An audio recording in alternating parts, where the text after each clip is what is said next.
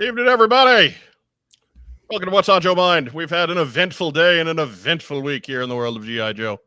We'll be back with you in just a minute or two. We got a week full of news, and we've got a Hasbro PulseCon G.I. Joe panel to round up.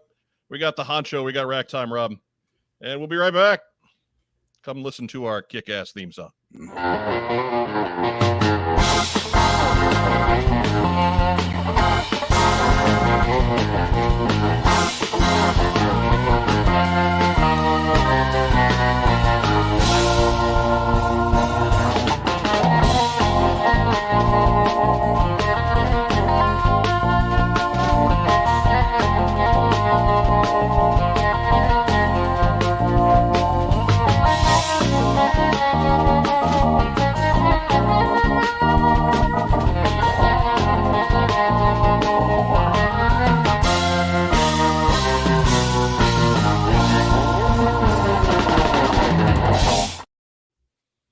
Welcome to What's on Joe Mind. We are a fan cast about the world of G.I. Joe. I'm your host, Mike Irizarry. How's everybody doing this week? Dandy.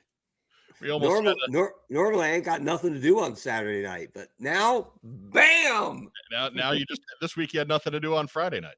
That's true. No, it was the Honorable Derek Weber's birthday last night. Oh, that's right. That's right. Yeah. Because I tried to schedule something else for the free night, and you're like, oh no.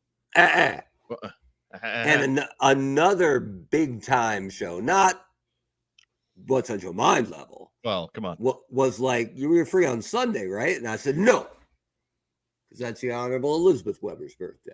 So. What is it with your family chunking birthday together? Hey, man, at least there ain't nothing else going on in late September, early October. I mean, it's just like you and your brother are a day apart, and what's more, a day and 2 days before Christmas. Mm-hmm. And then you got both your kids within a couple days of one another. Yeah. But in between the Jewish high holidays. Right. But when is the lovely Mrs. Weber's birthday? Not to make Joe, I'm not going to reveal that on the internet, but it's coming up. But it has to be around one of those two clusters. So. But I have learned from my own trials and tribulations, the Weber children, and of course the dog with the squeaky toy, have their birthdays separate but equal. They pick where they go to dinner. They pick the dessert. Okay. They pick what they want to do. So last night was steak. Derek's a steak maniac. Steak, chocolate, really good chocolate cake from a local place. And then he wanted to watch Andor because we hadn't watched Andor yet. So we haven't watched Andor either. It's pretty good. Well, I only watched episode 1. It's pretty good. Unless Rack Time Rob has done so without me, which he is wont to do. I have not on this one yet. All right, good. All right. Anyway, but I totally dusted you on Lower Decks. Let me hand the baton back since I just took over. No, go ahead.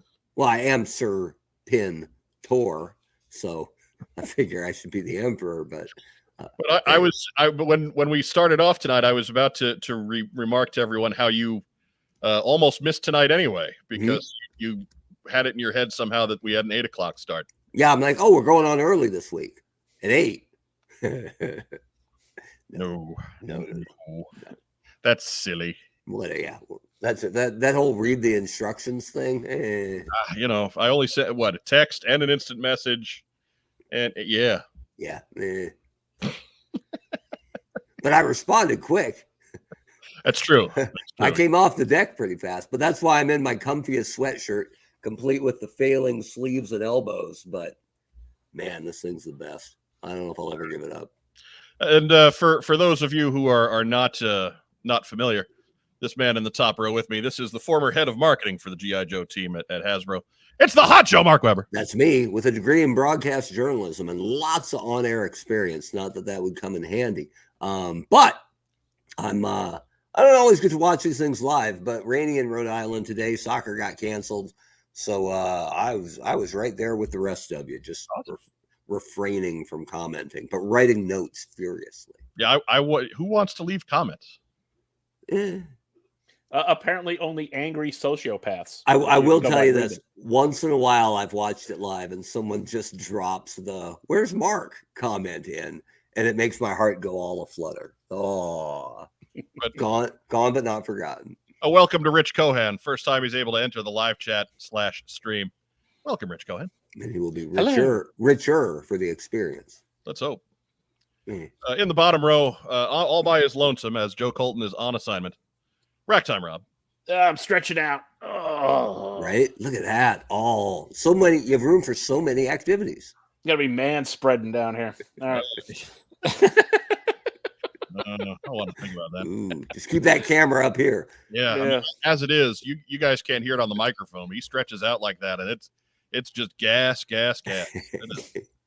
Yeah, we don't have enough followers yet to activate smell-o-vision, but let me tell you, that's once we get to 2,500, that's the next step. What's on Joe Mind's scratch and sniff is going to be huge. Oh, I don't know if it's huge in a big way though. Yeah, we'll see. But hey, people will be talking. That's right. No such thing as bad publicity. Nope. They'll be smelling us all the way out to smell country. That's it. It's not flavor country. Although they say it's 80% of flavor country, but it's not quite. That's a good point. So, anyways, anything happened this week?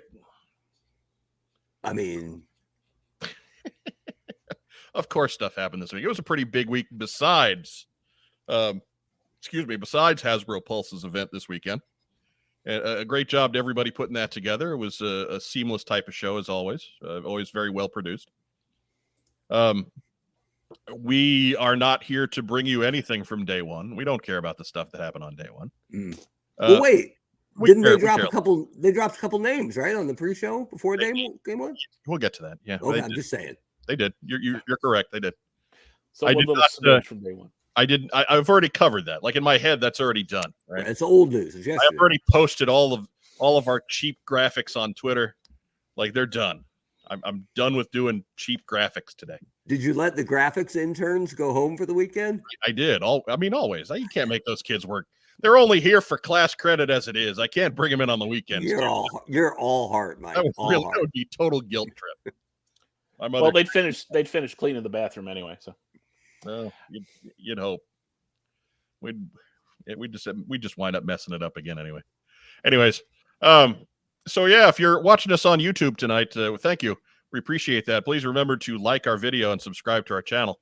Those are the two things you can do to help us out the absolute most.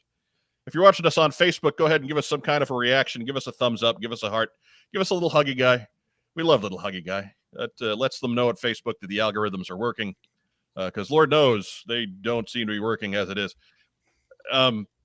Yeah, like if you're catching us on YouTube and you're not subscribed, please go ahead and subscribe. It's about 25% of you that don't. Our subscription total has not moved. It has not budged in a solid month. It'd be nice to know if we were still growing this thing. So please get on over there if you haven't. Hit that little subscribe button. What are you drinking there, Mark? Dr. Pepper. There's no dot after the R, by the way. Okay. In case you were wondering about that. I mean, he's not actually a doctor. That degree is from someplace in the Cayman. It was only in holistic medicine. Yeah. He didn't go to 8 years of pepper school to be called Mr. Pepper. All right, Jonathan Childress, he's helping us out. That's progress. Jonathan Childress, thank you. See, now we got scratch and sniff because that smells like victory. Andrew Goggins says, so it's Dra Pepper. Dra Pepper. Maybe more like Dur Pepper. Derp Pepper. Derp Pepper. There you go. Derp Pepper. It's from Texas. Oh, I'm sorry. My dad's from Texas. I'm sorry. I said Dr. Pepper's from Texas. So maybe it is Derp Pepper. And then, I ripped on Texas. My dad's from Texas. It's all right. And he anyways, I'm not going there. Yeah, moving on. Yeah, I don't want to make another hair joke at your family's expense. So I'm Speaking of, Shipwreck's toupee today looked really, really familiar. Yeah, I told Rob that we're watching that thing. We've got it on the YouTube on the big TV here, and I say to him, "You realize that that's going on Snake Eyes and maybe never coming off. No. You're dead wrong. That's going on Mindbender, and it's going to be incredible. Oh, even better. Middle-age crisis Mindbender going clubbing. He's got the abs for it, so so good. So good. So what do you say we go ahead and get this thing started now that we've blown 10 minutes of everybody's life? God forbid. Before I break into the Dr. Thunder. The moonshine of Dr. Pepper. To duh collector. Right. It's hey, that's a little premature. Let's go ahead and get into community calendar. There's a Comic-Con or a toy show. What's on Joe Mind? Wants to know. Tell Mike, Mark, and Joe. Community calendar.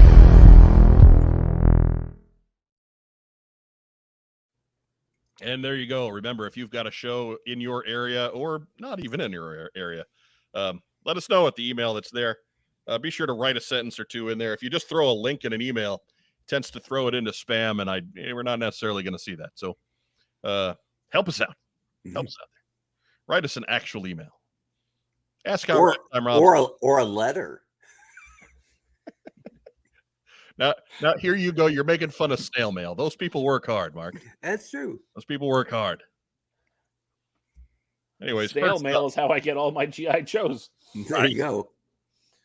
Right? They used to deliver letters. Now they're delivering everybody's humongous boxes. That's right. Now that they're old, they have to lift even more. Right. And give them credit and not to make light of mass shootings, but the original bit used to be called going postal because it was a lot of postal workers in a row way back in the 80s. But they have got their crap together, right? It's very calm now, right? Don't worry about the postmen. They're good. Doug Dello says he can unsubscribe and resubscribe. No. I don't think it works that way.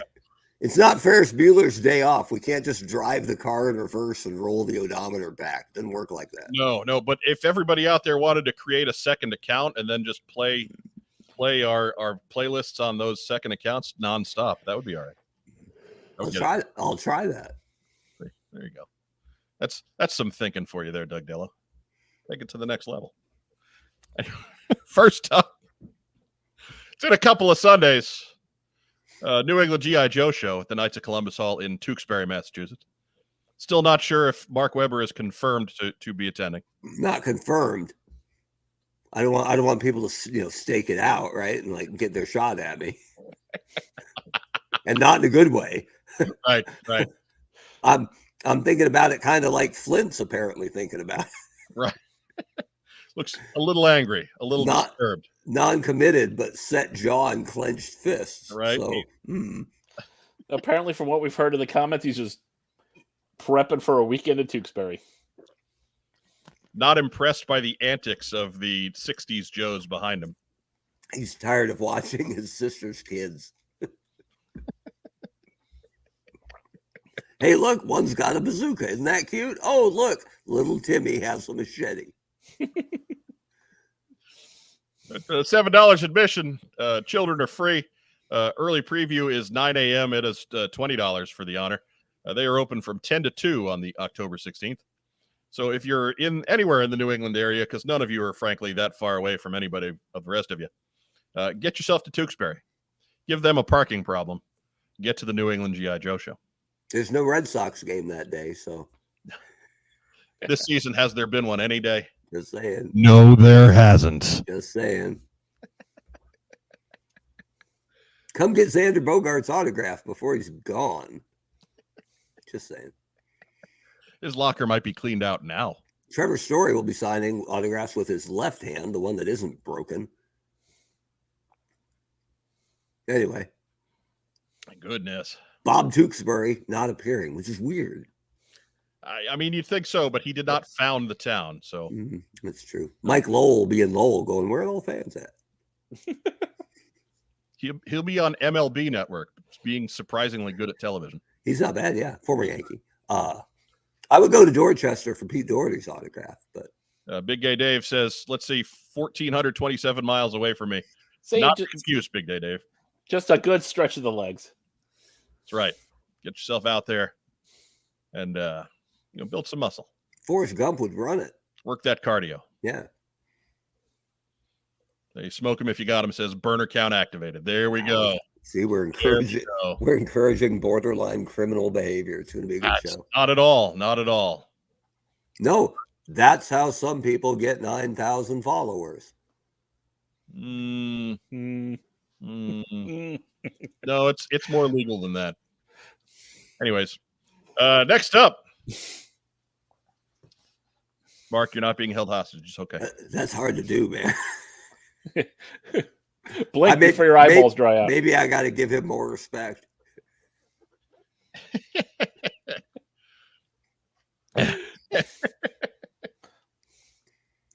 New Jersey Collector Con.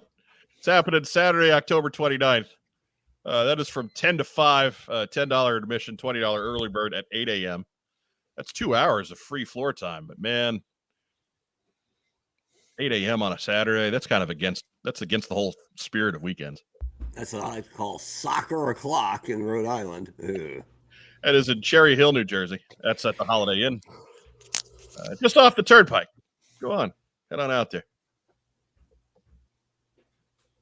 Rich Gohan, I watch you guys every weekend. This is the first time I'm able to join live. Again, we welcomed you before. I don't know what you're angling for, Rich Gohan. He must have a Friday night thing, right? You guys bouncer maybe. Here's the hug guys you guys love. Going to Toy Hio on October 15th. Well, Rich, why haven't you dropped us an email about Toy Hio? We'd sure like to know about Toy Hio. That's a good point. Like Racktime Rob and I, we might even be in range of Toy Hio. Mm-hmm. Anyway, so as we take the new guy and throw him front and center and make him feel bad.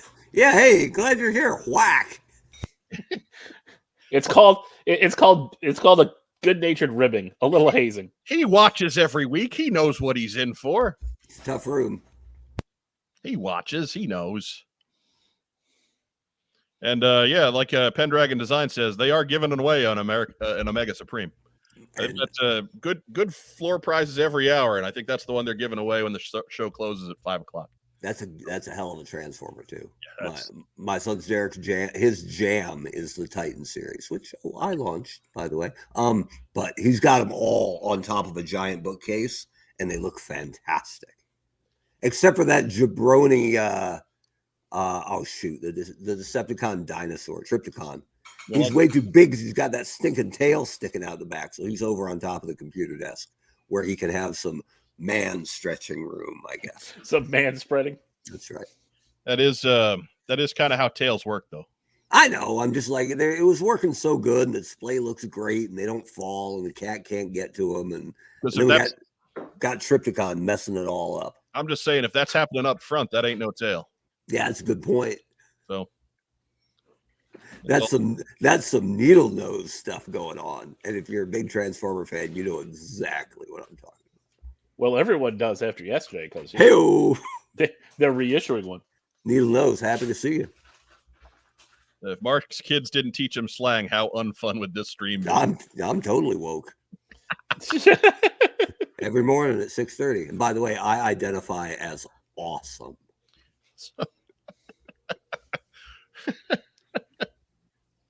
So anyways, if you're up in the Northeast, get yourself New Jersey Collector Con.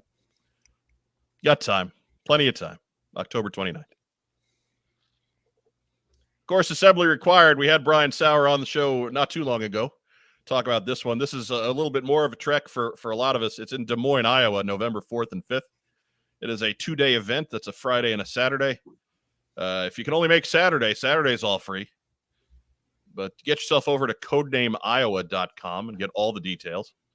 They had a hotel package. I'm not sure if that's still open. I know they were trying to get some more rooms added. All kinds of activities, both for kids young and old.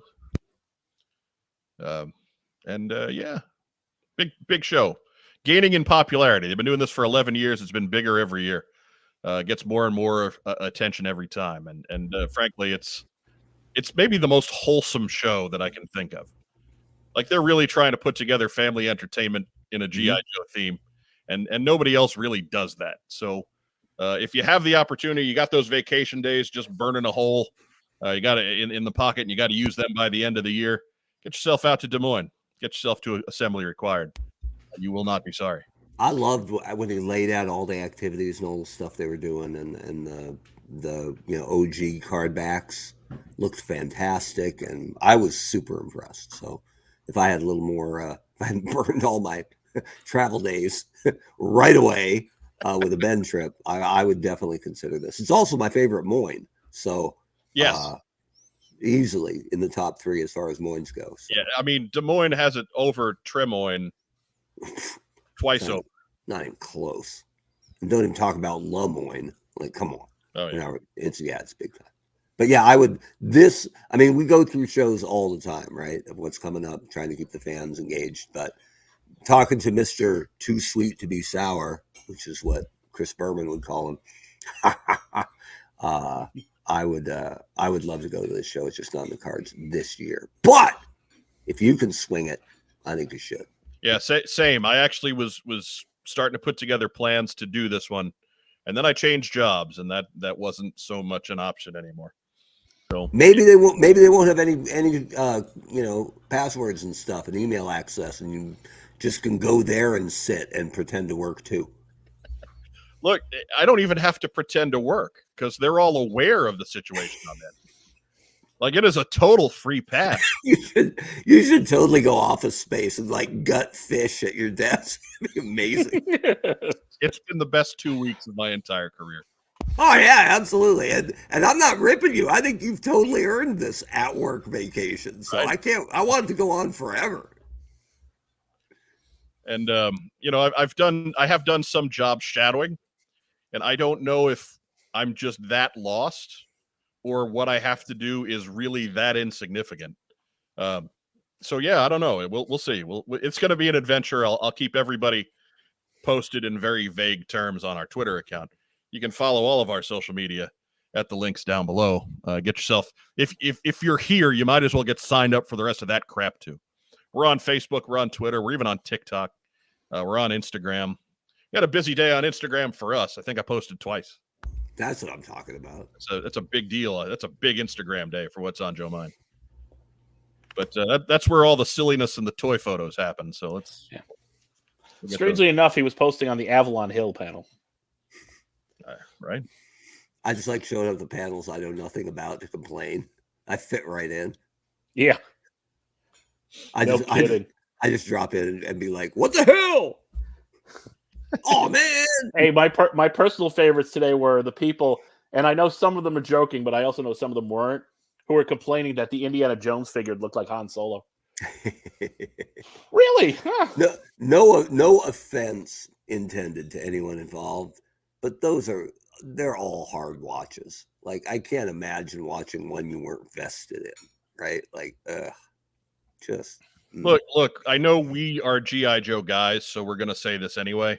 But the GI Joe panel is consistently the best panel at these events. Should I make the joke, or I'll just let that go? Let it go. I'm just gonna let that go. Let it go. We know you're bitter. Doesn't mean I'm not right though. True. Josiah Alcorn says Rudat will be there, and yes, that's true. Ron Rudat is the guest of honor at this year's Assembly Required. Ron Wagner will also be there. So if you're wanting to get to know some classic GI Joe creators, boom, Assembly Required. Also, Ron Burgundy going to be there, broadcasting live. Ron Garvin is going to be there with the Hands of Stone. Ron Washington is going to be Hands there. of Stone, Ronnie Garvin. Oh, yeah. Cornette once hit him with a fireball and then said on the mic that he went up like the Challenger. This was like 88. Like, Wow. He was Classic. got a little bit of trouble for that one. A little bit. Yeah, well, I mean, Cornette, when he's not being a racist, he's good at his job. Oh, that's tough love right there. Fanboy Expo is coming to Indianapolis. That is November 12th and 13th. If you watched last week, you saw we already got the guest list up there. Peter Cullen, Barbara Eden, Dave Foley, Jerry the King Lawler, Lex Luger, Lee Majors, Rikishi, Lindsey Wagner, Frank Welker, and many, many more. Get more details on your own time at fanboyexpo.com. Looks like it'll be a fun time. I'm still trying to figure out if I can get to this one. I don't know. I haven't looked into ticket prices, so we'll see. I once championed, I didn't design it, but my idea turned real. The launch of the leader class for Transformers. Beautiful silver, gigantic Megatron figure. Turns into a tank because you can't do the gun anymore because kids would take that gun to Christian camp, of course. Had him sign it diagonally across the window in silver Sharpie. It looked gorgeous. Got to bring that home from a BotCon. And a year later, my son wandered into the basement and opened it. And He's got something about ruining your Megatrons, doesn't he? Man. Yeah. Telling you. Yeah. That kid needs a beating before he gets to be taller and bigger than you. Yeah. You know what? We actually did the eyeball to eyeball thing today, and I still got him, but I was telling my brother I'll have him till next Christmas. He'll get me by summer. You're done. He will absolutely get me by next 16. summer. 16. Yeah, 16. Yeah, and yeah, you're done. He's been doing all sorts of screen exercises with his eyes, just trying to stretch his head taller, I guess. So he did a good 9 hours of iPad yesterday, so I know he's coming for me. If you need, we'll get up there. I'll chop block him for you. It's a good idea.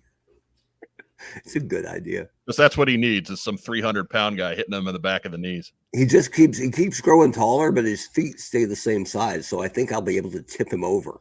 That's the play. So they'll explode on him too. Yeah, it's coming. Hey, the rule in my classroom is any kids get taller than me, I pull out the rusty saw.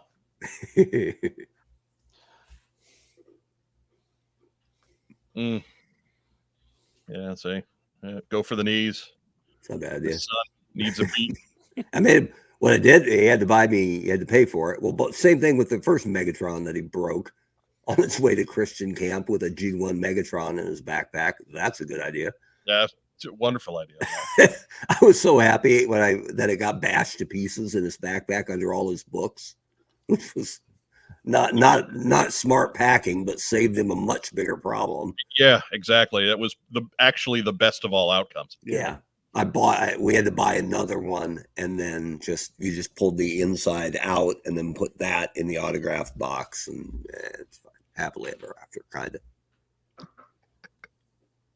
Anyways, and of course, that same weekend in a planet far, far away, it's Rollout Roll Call happening in Fordingbridge, England, Sunday, November 13th. That's run by our good friend Dave Tree at All the Cool Stuff. You can visit Dave Tree and get more information on the show at allthecoolstuff.uk.com. They are also the official sponsor of the What's on Joe Mind Swear Jar, which you can contribute to at our coffee link down below. Prince Charles was going to sign there, but his rates went through the roof about a month ago. So he wants a month, not even. Yeah. 2 weeks ago. Yeah. He wants a king's ransom. Exactly. There's a great headline that showed him that said 73-year-old deadbeat gets first job. I have to wonder, with that whole transition of that title going on, like there's so many folks, and I don't want to begrudge them whatever they might be feeling, right? If this makes you upset, then go ahead. It makes you, I'm not here. Mm-hmm. But I have to wonder about the folks that consider this passing of the torch as a once in a lifetime situation, considering that the guy getting the job is 74 years old. Yeah. I mean, I just have a feeling we'll be doing this again sooner rather than later. It won't be too long. For Christmas, right? His son's going to get him like a Jack in the Box, some Pop Rocks. There's a bit that the TV show The Critic did concerning Elizabeth and Charles that everybody just go. I can't do it justice here. Just go look it up on YouTube. It's there. Fair enough. Just the old John Lovitz animated vehicle, The Critic, with Queen Elizabeth, and you too will laugh. Yeah, the prince is going to be like, Dad, let's do the ghost pepper challenge. It'd be awesome. Oh Lord, let's go skydiving. We never do anything anymore, Pop. Never do nothing. I think King let's Charles is going to go. look at his son and go, "Hey, let's count the hairs on our head." Oh, you lose. Oh, let's go hunting. It'll be great. Yeah, I think that's how that worked on Game of Thrones. Hey, look who I brought, Dick Cheney. Oh no! That's it for community calendar. There's a Comic-Con or a toy show. What's on Joe Mind? Wants to know? Tell Mike, Mark, and Joe. Community calendar. So wait, I insinuate that Dick Cheney is going to assassinate King Charles, and I'm cut off just like that. Look, it really had nothing to do with the subject matter. I needed to get that in before I forgot what was going on. Fair enough. So, yeah, again, if you have a show that you want to plug, get it on into the What's on Joe Mind email box at whatsonjoemind@gmail.com, and we'll do our best. If you drop it to me on a Friday, it's probably not happening Friday night. So just let you know now. It's I need a little bit more lead time than that. The jingle's getting some hate in the comments. Come on now. I know, really. I love the jingle. After all the money we paid for that? Right? I mean, that's something that a fan did for us for free. That's like the two magic words to get on this show. You do something and you don't charge me for it. That's a win-win. Sorry. It's gonna stay. Mm-hmm. We have write a better one. We'll consider it. Right. We have that same policy with free around cookies. But anyway, that's a good idea. Yeah. We there's some corners of our show have a problem with cookies. So, anyways, that brings us to our next segment, which is, of course, the news.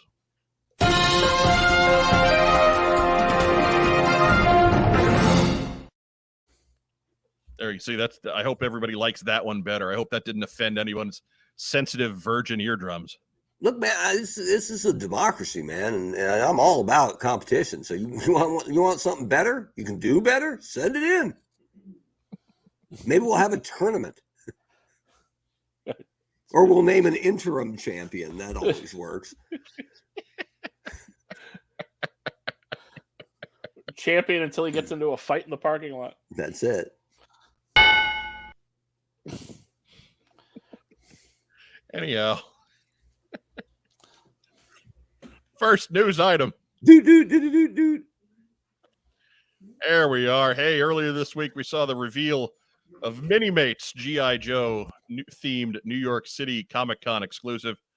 That is a 4-pack of Ninja Force themed figures. We got Ninja Force Snake Eyes, Ninja Force Scarlet, Ninja Force Storm Shadow, and from the comics, Dr. Biggles Jones, with lots of weapons and gear. It's in that cool VHS tape type of display, which is weird to me because these are, Dr. Biggles Jones is a comic book character, but we're putting her in a videotape. But whatever, fine. If 90s G.I. Joe is your jam, and for a lot of you it is, this is a must-have. It'll be available on October 6th at Diamond Toys or DiamondSelectToys.com, and that'll be $30. Mark Weber, your thoughts here? I mean, it's the Pacific Video, now the last Blockbuster employee in me, that makes me recoil at the deco they chose for the actual cassette front there, because that is obviously unrewound. Like, come on now. Be kind, rewind. Is it making you twitch? I'm like, we didn't even charge for that, but it was always a pain if you put them in the rewinder. And then somebody forgot about them. Somebody was like, it says you have a copy of Christmas Vacation in. I can't find it. It's always in the rewinder. But this is a cool set. It does. Mini-Mates don't do much for me at all. But this is a cool kind of slice. It does seem like the VHS thing is getting done a little to death right now, right? Yeah. If they do a VHS that has the reflection in the sword blade on the cover, or the half face, half one guy, half one another, then we will have come full circle on overdone packaging and cover tropes. Jeff Butler echoing the sentiments of a lot of us. I'd have loved a Dr. Biggles Jones O-ring figure. Yeah, that would be cool. She had a little bit of a spotlight there at the end of the comic, right? Let's be honest, most fans would do anything for any O-ring figure right now. Well, Lord knows there's a lot of them coming next year. So. Oh yeah. Just not G.I. Joes, but we're going to detail all of them coming up next in the news or later in the news. Well, no, we won't be talking about O-ring figures. That's a whole other news bit on its own. Now we're going to list them all the upcoming O-ring figures. We're trying to get out of here in less than 2 hours, man. Come on. Next news item. Do. This is the same news item. Oh, I gotta hit a button. Come on. I'm sorry, I jumped the gun. I'm the understudy. Cut me some slack, Jack. So, anyways, up on Kickstarter now until October 11th. It's Creating G.I. Joe volumes 9 and 10. It is, last time I looked was this morning. It had not funded yet, but it's getting close. So if you're interested in pre-production artwork and all of that information, this is certainly a project for you. Obviously, we're on volumes 9 and 10. So 1 through 8 are out there in the ether. They're a pretty successful series to this point. But yeah, go ahead and head on over to Kickstarter. Check out Creating G.I. Joe if that's your jam, if that's your boat. Mark Weber, do you contribute any of your stuff that you stole from Hasbro on the way? I didn't take much home. And actually, very first week, a designer who's still there told me, you need a bigger bag.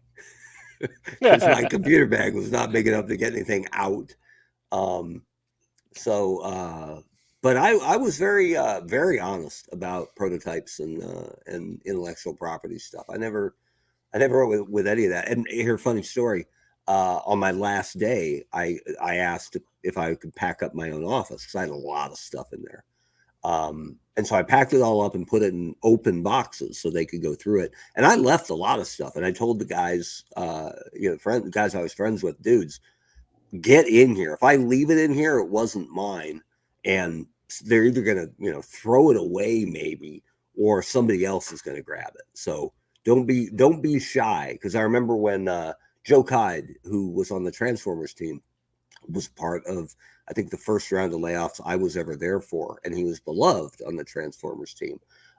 Ended up going to Lego, moving to Finland, where he still is. Wow. And killing it on the Lego team.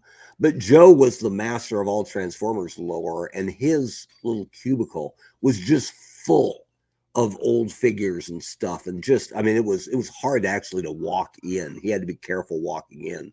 And I remember once Joe was gone, everybody felt weird about it because we knew sooner or later they'd just tell facilities, just clean out that cube. We got a new intern coming in, and they will literally trash, 30-year-old toys because they don't know the difference. So You wonder, should I? It feels weird. So anyway, I told all the guys and gals, get in here, get anything you want, come in and get it. And the next day, they had gone through all of my open boxes. I came back to get them once they'd inspected them. And there was one Transformer that had like an engraved mark on the back of his head that actually wasn't mine. Oops. So they had gone through every box and found the one that I shouldn't have been taking. And I actually felt bad about it. So I'm like, man, I had like 6 boxes packed up and only one in there that had actually skipped my radar. And sure enough, they found the fruit in the bottom of that yogurt. Malcolm Zedek says Mark's news jingle is not quite on par with the cosplay queen, but how are his cookies? Yeah, let me tell you, they're better than Joe's, but that's like being the best pulse panel today. Right. That's clearing a low bar. Low bar. You know who clears a low bar like nobody's business is Tim Roberts. Let me tell you. He clears the whole damn. He clears the whole pit. Yeah. He clears the whole damn crash pad, just like Julia Hart. Deep cut. So, anyways, head over to Kickstarter, Creating G.I. Joe, volumes 9 and 10. That's it. And stay there for a new project we're made aware of today. Funding through October 31st is Action Force Declassified from the folks at Blood of the Baron. Kind of the same concept, different flavor. Lots of pre-production work for Action Force that Palatoy did back in the late 70s, early 80s. From the folks at Blood for the Baron and Geek Force. There's also some extras included in there. There's a DVD. There's a magazine. There's just all kinds of neat stuff. connected to this. It is not terribly expensive. So yeah, if you're interested in Action Force, the stuff that came out over in the UK and in Europe, this is a good project to back. We've seemed to be a home for some of this stuff in recent years.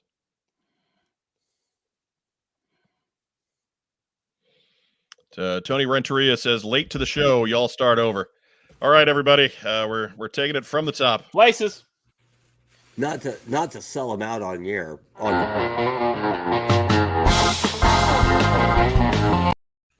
There we go.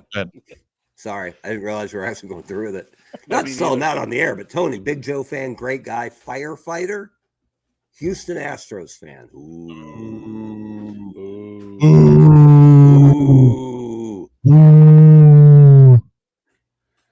But to his credit, I think it was at a San Diego Comic-Con when I was talking to him before they won their Astros title. And he was like, yo, dude, we're going to win the title this year. And I'm like, yeah, we'll see. He started whacking the side of a trash can, and nobody knew what was going on. We thought he was having a seizure. I mean, he was kind of right. And they're real good this year. So absolutely, we'll see. They are a quality team. Can't take away from them. So again, while you're at Kickstarter checking out that other project, check out Action Force Declassified. Funding now through the end of the month. And write us 2 pages and we'll grade it out for you. We'll let you know how that goes. It's be a nice extra credit report for some of you who need. Mm-hmm. Big red ink. I'm tough on grammar. That's true. Yeah, better make sure you run it through the spell check. Did you ever see that guy online who was grading kids' art, like second grade art, and giving it all Fs? It was great. No. Oh, great. A hairy fire truck. F. A hairy fire truck. I'll see if I can find it. Next news item. Do. Oh. Hey, some new building sets got discovered at from Forever Clever. These were found at an Ollie's by our buddy Joe Harris. And wow. I'm sure they're in other places as well. But we've got a big Tomahawk set that includes Lift Ticket, Roadblock, and Lifeline, and then a Mean Dog set. That's kind of a deep cut. Mm-hmm. With Duke, Hardball, and Wild Card. You got to love Wild Card. Part of that open vest, bare chest brigade. Yep. Like the gung-ho homage squad from the late 80s. But yeah, so if Rob, you didn't get in on any of these, did you? No. No? Mark, you get in on any of these? I didn't, but that Mean Dog would make me think about it. Like, that's pretty cool. Like the Tomahawk looks like, a garbage burrito on fire. I mean, look at that back tail rotor, right? It's like half the size. It's not a good build. It doesn't have a tail rotor, right? I mean, it does the vertical one, right? But there's just 2 big rotors, so fail. And then is there a cockpit at all? Or are they just sitting in the open air there? There is a cockpit. I think Lift Ticket can get in there. But I don't see any glass at all. That back rotor, that's like you might as well just stand Roadblock back there and let him flap his arms because it's right? Not that much good. I don't think there's an actual canopy at all. I think they jump into this like Dukes of Hazzard and like, let's get out of here. It's just a big fan. But they couldn't afford the first 2, so they got Coy and Vance to fly the crappy Tomahawk, the Crapahawk. So bad. Vance. Gung Ho Homage Squad sounds like a whole line. Yes, it's not bad. It's Wild Card, Steamroller. There's somebody else out there that's got a vest with no shirt. Oh, I'm trying to think who else is bad. We should throw Armadillo in there just because nobody wants to play with Armadillo. They're too good for him too. So whatever. With his tiny head and his Storm Shadow cosplay arms. You got to imagine Lift Ticket's mic in this set is probably the size of dental floss. And in 20 years, it'll be worth like $40,000. I imagine it's probably just painted onto his face. That's probably true. Andrew Galgan says, apparently Saturday Night Mark has no filter. What did I say something wrong? Come on now. But yes, so yeah, if you're interested in these, I know there's some folks out there that were just collecting them for the little minifigs to put with their Lego stuff. But whatever your need, if you want the forever clever sets that have recently been discovered, head out to Ollie's. I'm sure they'll be popping up at other discount houses as well. Buy the Mean Dog, send the Duke to Diana. It's the right thing to do.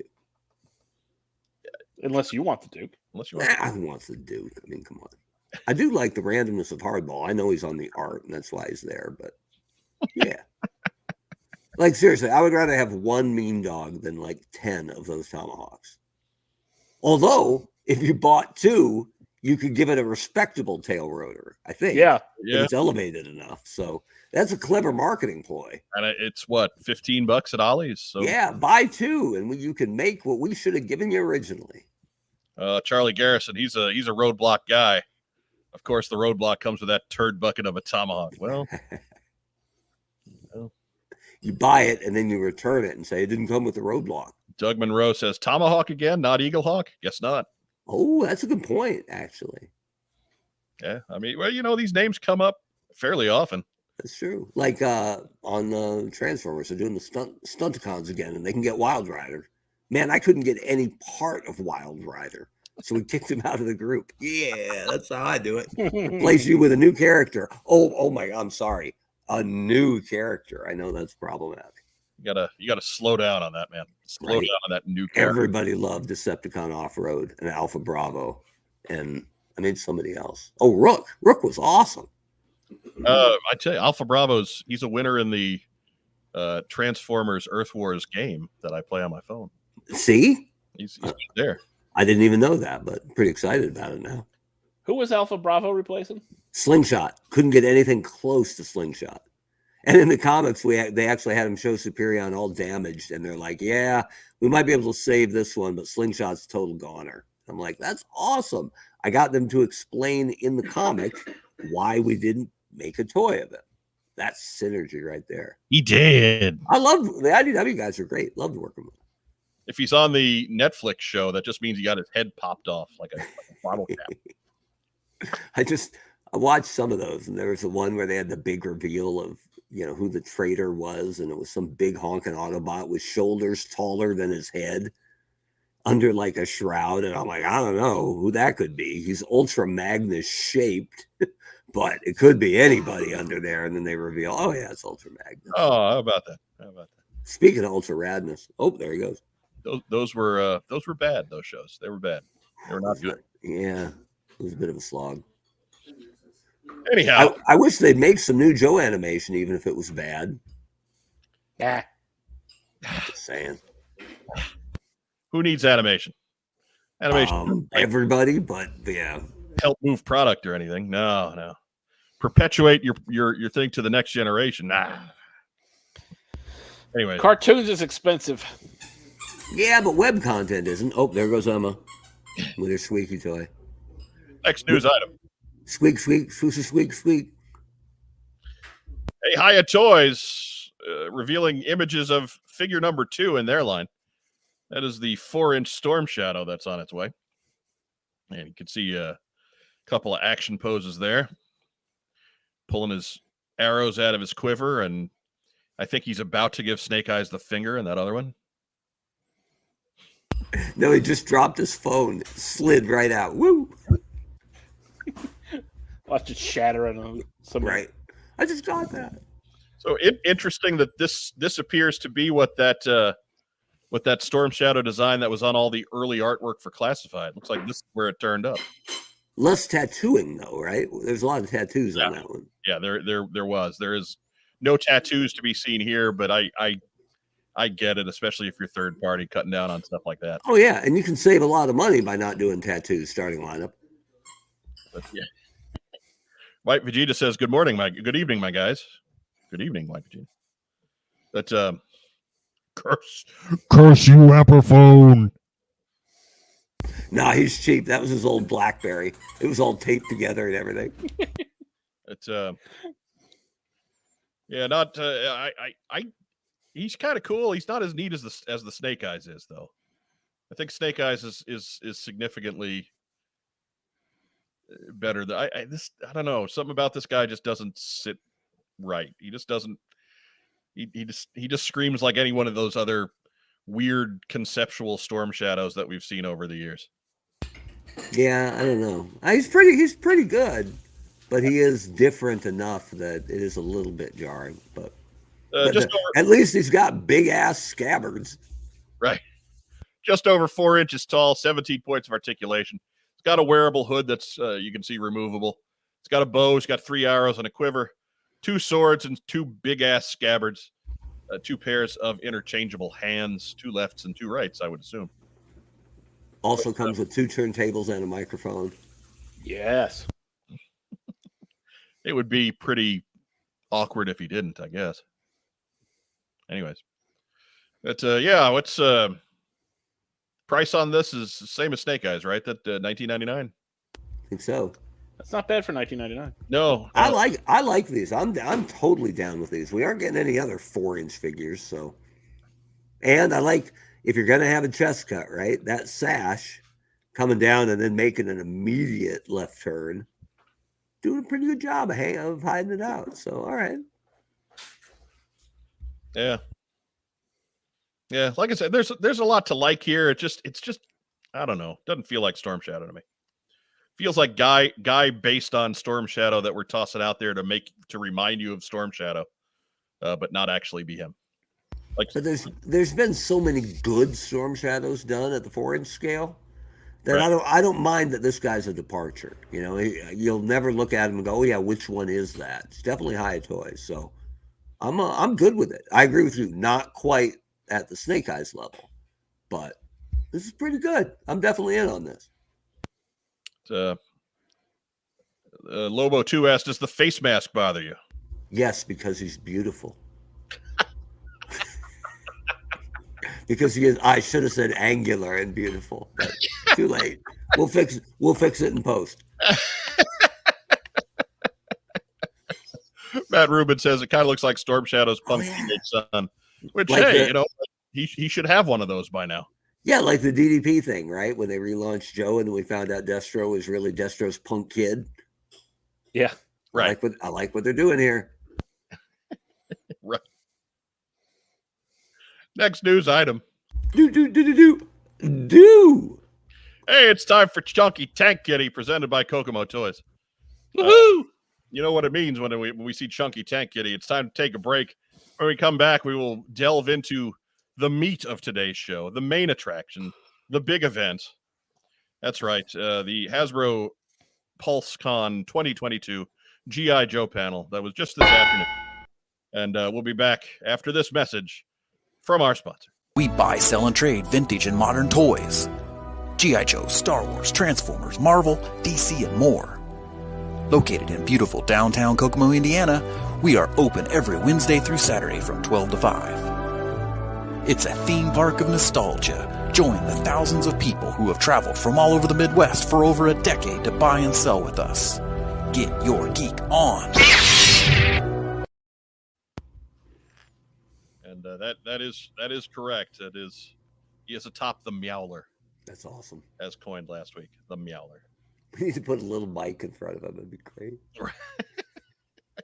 I like to think he's like, related to Morris the cat. But anyway.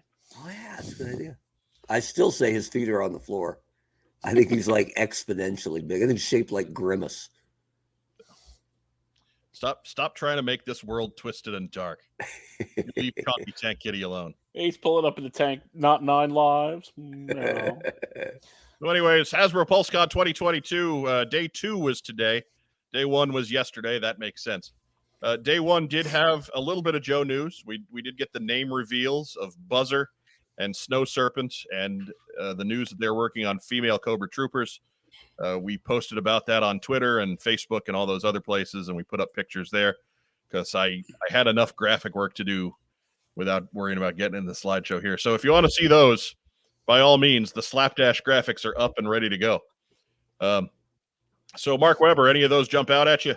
I mean, troop builders are always good. They're getting a little thin on them now, though, right? Like for quality, big time A-list, we're down to the eels, pretty much, right? Eels, Televipers Televipers are coming with the bubble. Excuse me. But Eel, And they're a step down, as clearly established by our definitive rankings. right? Yeah, Night Vipers are kind of cool. yeah. Night Vipers. Range Vipers. The Yeah. Range Viper's coming. He was the namer list on the Oh, that's right. round table. We're starting to get a little light there. Starting to get a little thin, but the female trooper is a wonderful idea. Yeah, I remember a guy who got some mileage out of that too. Hopefully they'll put a mask on her. Just saying. And yeah, get through the dreadnoughts. Like they don't have to do every dreadnought for me, right? But you got to do if you're diving in at all. They got to do Mo, Larry, and Curly. Yeah, you got to get Ripper, Torch, Buzzer, and then if you go beyond that, fine. Because I think Road Pig would be fantastic. But and I always like Monkey Wrench, but you got to do if you do any of them, got to do all three, and that's something I always tried to do on my time there. If you make Starscream, got to make Thundercracker and Skywarp. If you make one Insecticon, got to make all three. If I'd had more item count, I would have better show references for you. But I think that's really, really important. If you can't do the crew, then don't do any of them. Choose someone else. So this is his first. Is the first he's seeing of these. He missed the Hasbro Pulse stream, so we'll be the first to tell you. Then we're getting a flag. That's right. We'll make sure to refer to everything we show you as amazing, and it'll be as though you saw the stream live. But Phil Donnelly is here, and he says 90s Joe is his jam, but Mini-Mates are not. That's a very timely statement for an hour ago. Oof. Maybe he's lagging. Biff. He probably just forgot to hit return to send the comment. I've done that. Me too. Says that we really need Leather Daddy Torch. I don't know what torch you've got, pal, but sure. Ooh. That's the only torch. Torch was my favorite of the original three. Had to have those. They gotta have those guys are a team. You don't break them up. Yeah. Because Ripper's Jaws of Life thing was kind of weird, and Buzzer's head sculpt was kind of funky. So Torch was the one who looked like a badass to me. So, but Buzzer was allowed to be ugly. He's a dreadnought. Buzzer had the best character and by far the best development in the comic, but Torch was my guy. Torch was kind of the de facto leader of the Dreadnoks when Zartan wasn't around on the cartoon too, which made Buzzer really mad. Yeah, well, on the cartoon he couldn't read, so that's true. Which is strange because I believe it was Torch who couldn't read in the file card. In the comic book, he's a Cambridge educated sociologist, but in the cartoon he couldn't read. He's also a Cambridge-educated sociopath, which fits right in. Yeah, sometimes.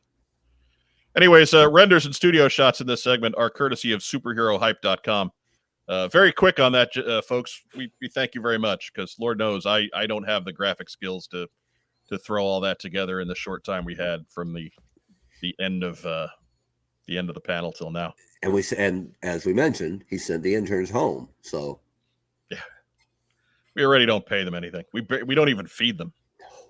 We lock them in the back in the storage area, and we make whatever they kill, they get to eat. We feed them nothing but sarcasm. But then on Friday, I have to let them go. Yeah, because mainly because there's a funk in there. They get a little gamey by the end of the week. Yeah. Goes out that room, but they make a beeline right to the Burger King. Just zoom, just right out that way. Here we go, chicken fries.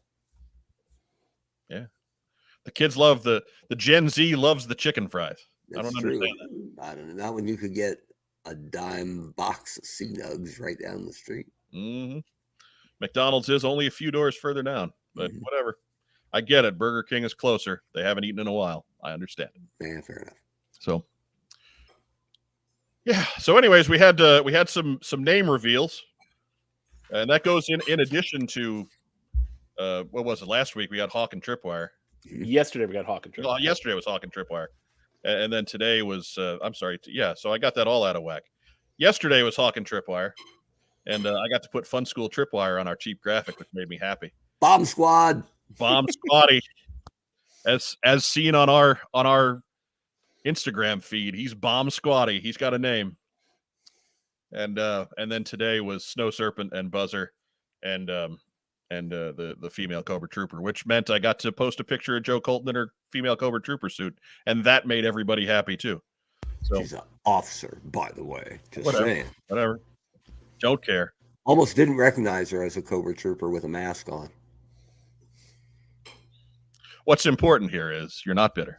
Man. I'm like, where's the mask? And he's like, well, we didn't do the mask. I'm like, why not? He goes, it's too late to change it. That's the best argument I've ever heard. It's also one you can't counter. Yeah, Burger King has onion rings. That's true. That is a win some days, but McDonald's fries are so good. Man, one time in DC, because onions stick with me for a while, Michelle had a conference or something. I put her on a plane, went to a Burger King, got like the extra large onion ring. And I'm like, yeah, baby. Oh, man, that was a hard weekend. They were kicking my ass all weekend long. Gotta be careful with those, man. 5 is okay. 10 is better. 25 is not better. Overkill. Careful with the onion rings, man. They're dangerous. They're too much of a good thing. Oh. So Ed the Straight Edge does ask a legitimate question. What do we have, 11 or 12 name-only reveals now? I was surprised we didn't get any black and white digital renders today. And, yeah, they're really piling those up on us. So good question. I guess we'll find out soon. Some of those name reveals have started to pass through. Like, that's how we first heard of Rock and Roll and Shipwreck, for example, and we got to see renders of them today. So they are moving the chain slowly. But, yeah. Anyways. Speaking of renders, first out of the gate, the digital rendering for Rock and Roll. And, Mark, you had the most visceral reaction there. So why don't we go ahead and cut to you complaining about his brutal chest cut? Well, there's that, but that's given, right? Let's just start with there. Even Emma's upset, just chewing the hell out of that toy. But the big deal here is almost all of this is great, right?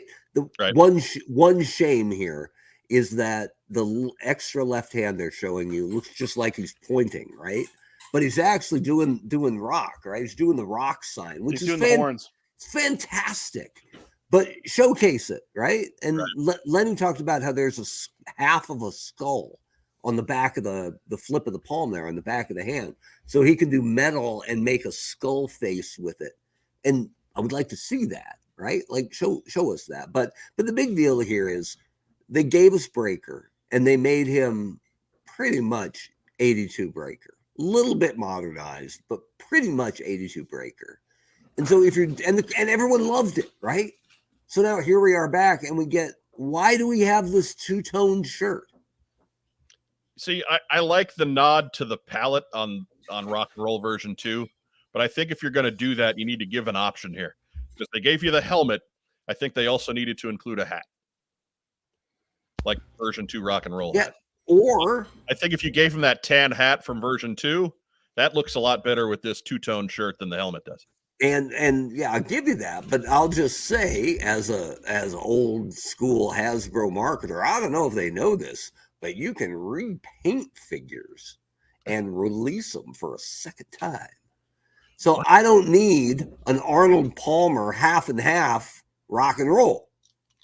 Kudos to you. Give me the OG, and then come back with the other one. We'll buy them both. I just the half step two-tone shirt is a complete buzzkill for me, because outside of that, I think this is a stupendous figure. Rack time, Rob. I don't mind the shirt. I don't either. I kind of like that it's a little different. Different than the original? Yeah. I guess there is enough different here where the tattoos are new. See, I'm trying to picture I'm trying to picture the all olive drab there, and I think that would be just too much green. Did you think that? I think he'd look kind of flat unless had they not done this. Did you think that about Breaker? Well, no, because Breaker had the details and things like that on the vest that helped break that up a little bit. And with Rock and Roll, you've got just the T-shirt. If you decide to go just with the T-shirt, then I think you got to do something to break that up more than you did with Breaker. Yeah, I think if he had more complicated web gear going on, you could texture up that green, but he doesn't. I think I'm going to fight the argument that Breaker had more going on, given the crossed machine gun belts, the machine gun belt around his wrist, all the tattoos. I think No, he's but got I'm talking plenty about going on that there. area of the chest right there. I mean, like I said, if that was all green, I think this figure is going to look really drab. It's possible. Yeah, it's possible. I bet I could Photoshop it up. They may, and they probably did that color scheme and just went, you know what? I don't know. It's okay. I'll say it could be, but I think you could have got 2 kicks at the bucket here easily. Yeah, maybe they will. I just. But then what's the point of doing 2 kicks and not having the first one be OG or the second one be OG? Doesn't have to be first. Why are they doing Tiger Force Bazooka before regular Bazooka? Well, we did that a lot, right? We do a new jet and we debut him as Thundercracker because you're going to buy a repaint Starscream. Maybe that's complain less thing. than you are if you're going to do a But this isn't either one. This is half and half. Doesn't do anybody any good at half and half. You know what? I'm okay with that though. I don't necessarily need the same figure redone in a new scale all the time. I don't either, but I think there's something to the original 13. Yeah.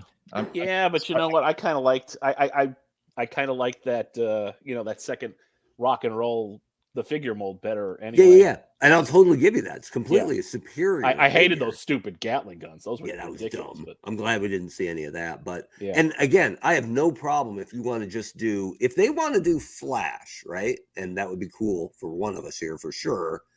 And they want to completely make him different because a laser rifle trooper doesn't have to look like Flash did in 82, right? You could give some nods, keep some of the red, maybe the stirrups, whatever. I don't have any problem if they want to go a totally different direction here. But most of this is classic G1 rock and roll. And that's pretty much what they gave us on Breaker. So I think they could have got 2 kicks at the can, maybe even 3 with this. And maybe they will. But I see. I'm okay with them because I don't think rock and roll is going to get 3 trips to the well. So they wouldn't do that with a heavy machine gunner. No, well, that's just it. They would do it with Roadblock if they need to be handing out machine gunners. So Roadblock is going to go to the well. He's already been to the well how many times? He lives at the well. The well is called Roadblock's well. I believe he fell down the well. Yes. Literally in the movie. I'm not sure I like the length on the beard. Because Roadblocks was, kind of bushy, but tight to the jaw a little bit. So, but you could go big beard if you want, or you could go, classic rock and roll beard. But this one just seems kind of halfway in the middle. Maybe that's what I don't like. Maybe this is half step rock and roll to me. See, it's still rock and roll to me, but that's right. That's about. Hold on. What button do I push to kick you out? Just sit tight. We'll there we go. Get some Family Feud strike sound in there. Still looking for it. So anyways, it's probably as big a beard as you could go and still be on a special ops military outfit. So anyway, speaking of Bazooka, as Racktime Rob brought him up, he was a natural strength original Bazooka. The type that comes with the pink color and tastes like bubble gum. And no, that's not right. But anyways, regular terrible comic with it. Correct. So bad. How did Bazooka Joe lose that eye? He's like 10. Anyways. So Bazooka we've seen already. We saw the Tiger Force. The sculpt thing on the sleeve is neat. We all know we've all heard that story. Any thoughts on Bazooka in his regular colors other than we know it's better than his Tiger Force colors? They didn't call it out when they did the Tiger Force thing, and here I am, Mr. Chest Cut. They didn't really call that out here. This is a totally different style, right? No. So, and maybe this will be better on other figures, but there's no way to articulate the chest on a figure wearing a football jersey where it isn't going to look like complete trash the second you move it from center. Sadly, the traditional chest cut would work better. Yeah, it's probably true. You could stretch it back and make it really tall leathers, right? But Yellow asks, will Bazooka have different or exactly the same accessories? I figured that What do you think? it's going to be most of the backpack will be a different color, but otherwise it'll be the same. I think it's the same ones. I was not a big Tiger Force guy, but this guy, I mean, he looks just like the original. So, and any thoughts here, Ragtime Rob? Yeah, looks like Bazooka. It's a resplendent mustache. It's one you're actually going to buy, huh? Yeah. Well, I ordered the other one. As we know, you're no fun and hate cheap repaints. Well, the thing is, I've actually ordered, the Tiger Force guys. I haven't ordered the Python Patrols, but up next was Torpedo. We got to see Torpedo with all of his cool gear. But Torpedo's pretty badass. Mark, you look like you have deep thoughts here. Oh, and this could just be, the image, but the off color isn't gray enough to me. I would like a little more gray here, and maybe we'll get that. Maybe that's just how it's showing up. Right. I love the little bits of red. I think that helps him a ton. Yeah.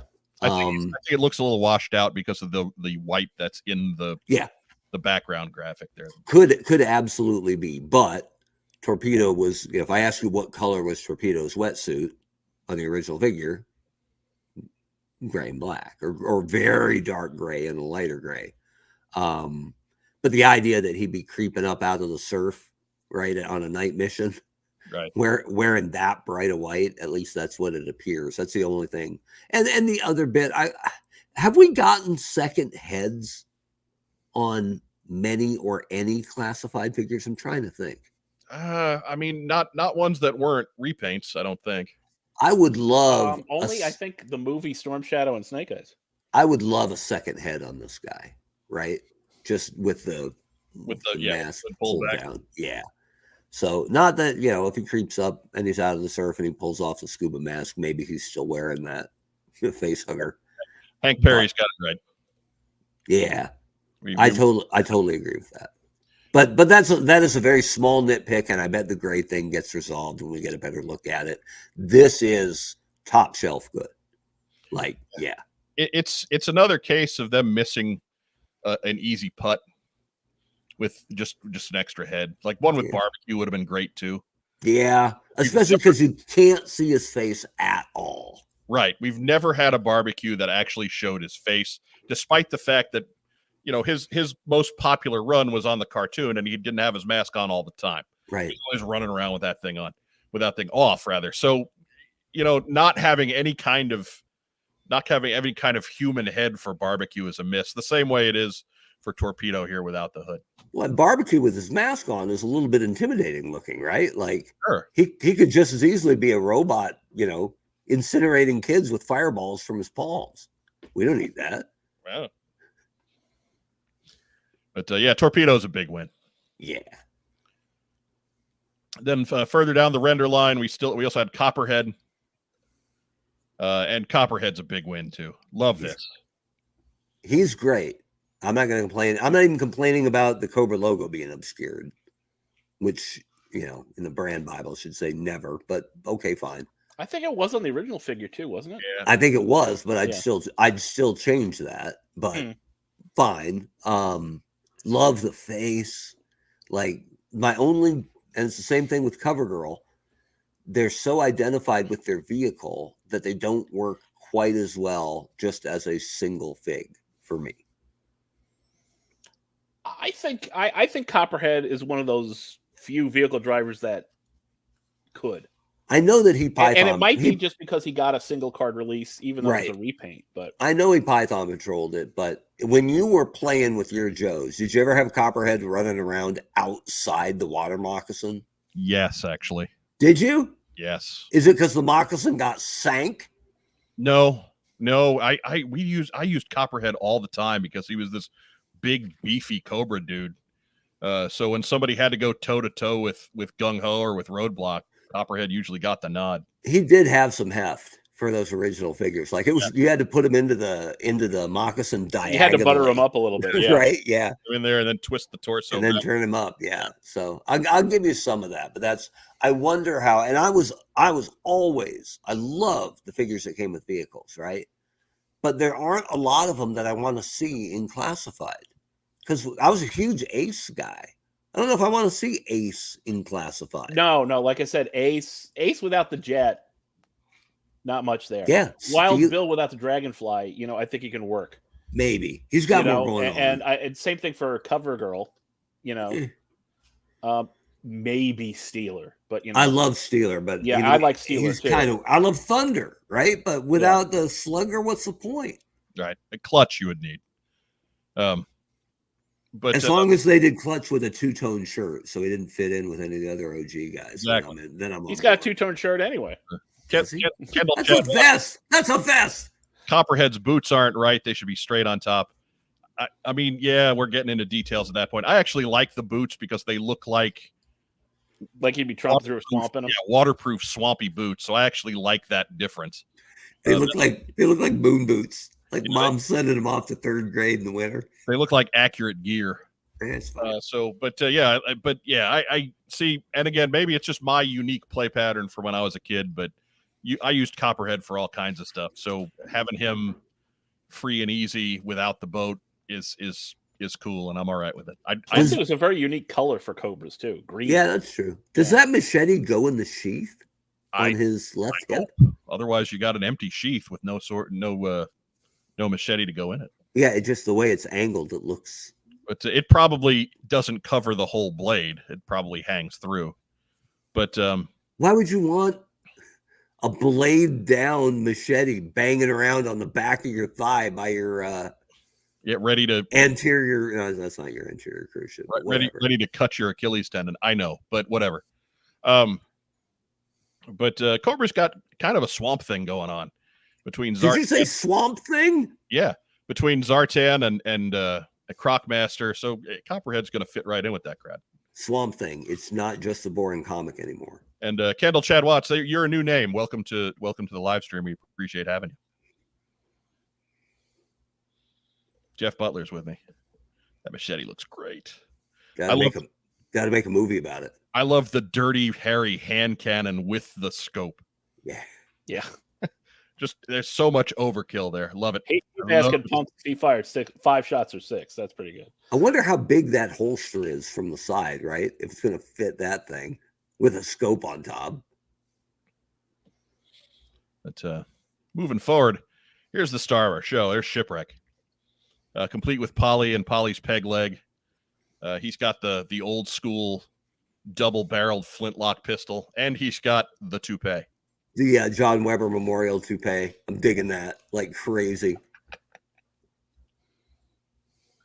Oh, that blasted Semiflange said, I just saw the Tripwire had been announced. Well, yeah, we told you that yesterday.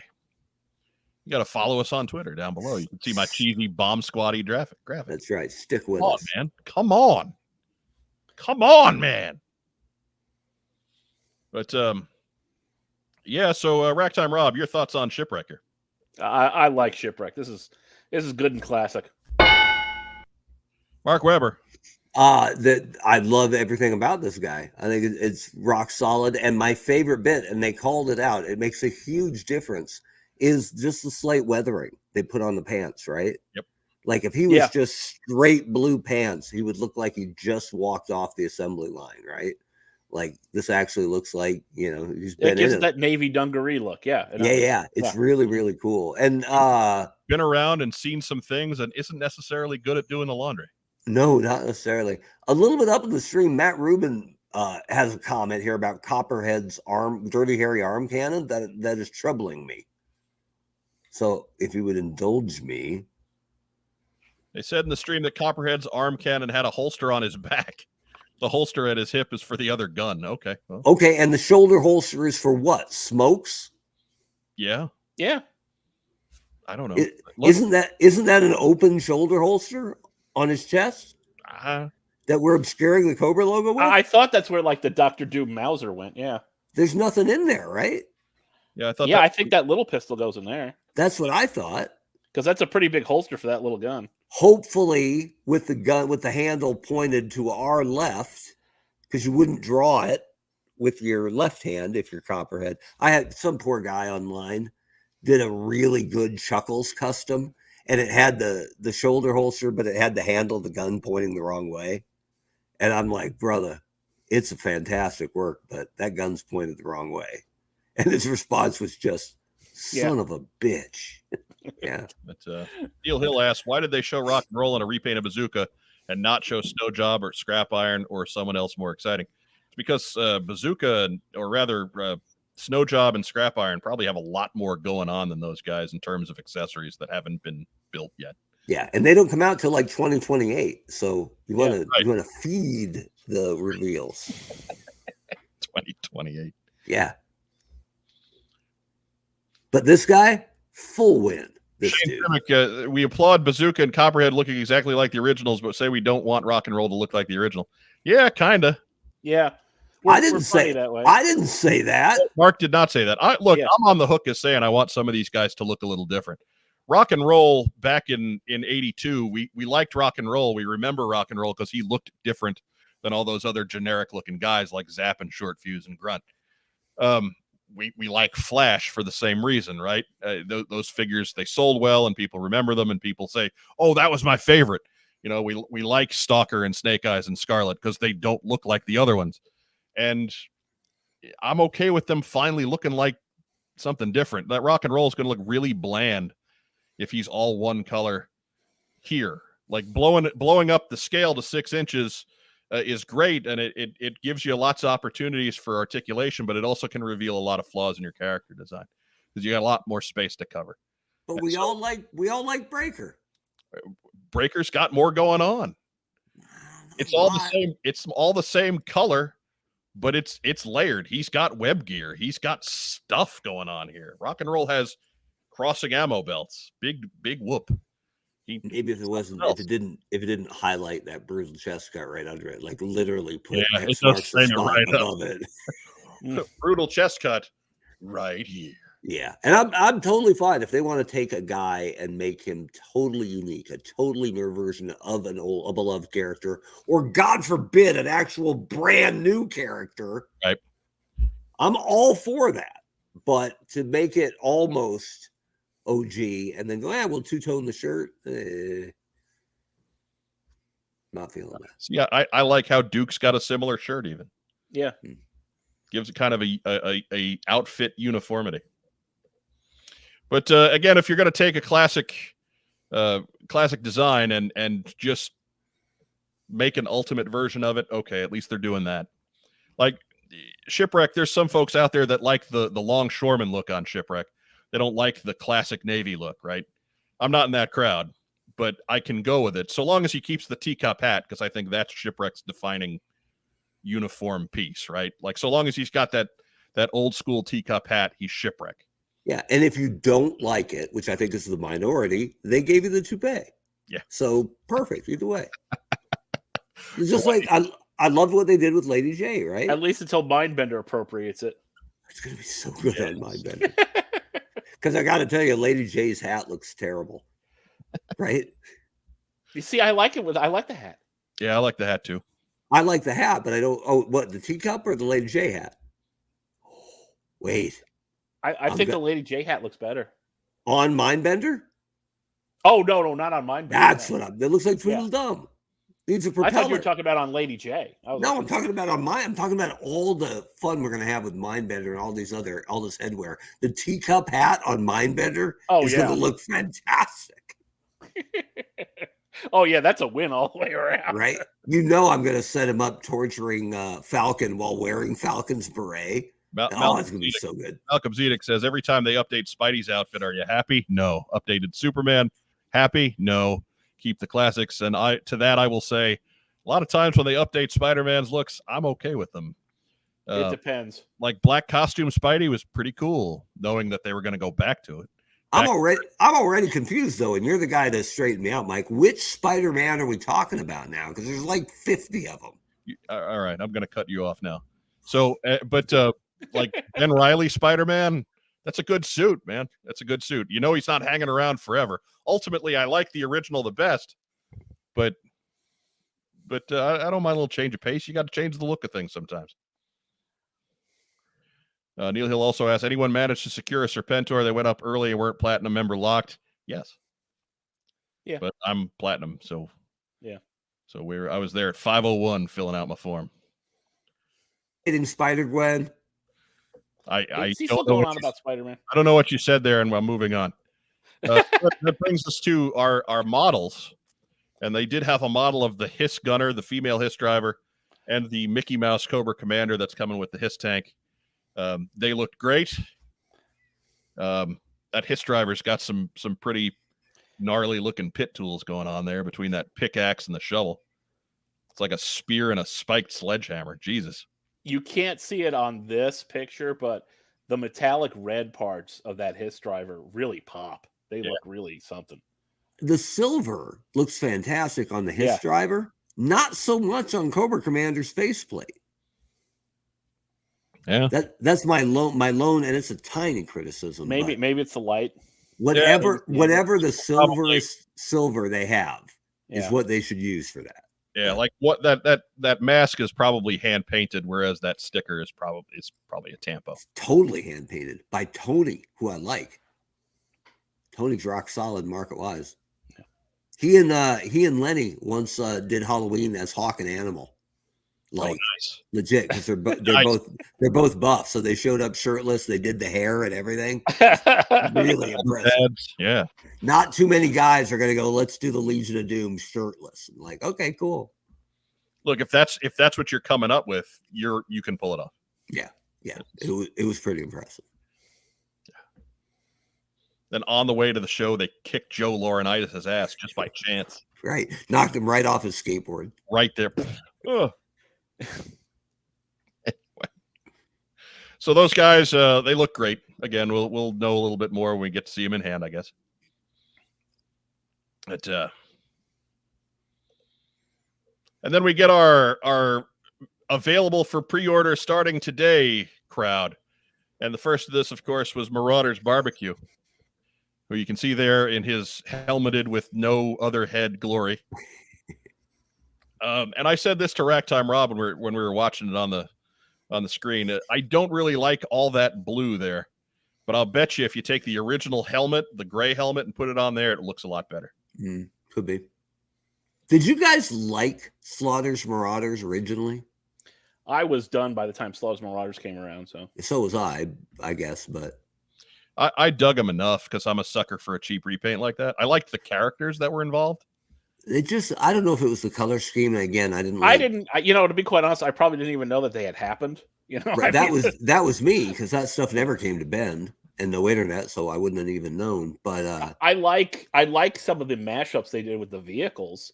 Like the centerpiece vehicle for that. Is that the Equalizer? The Equalizer. I think that's pretty badass. I did like the vehicles, but for me, the repaints did nothing for me because none of them were improvements. Oh, that's why I liked Night Force, because some of them were big improvements conceptually, like Psych Out, Crazy Legs.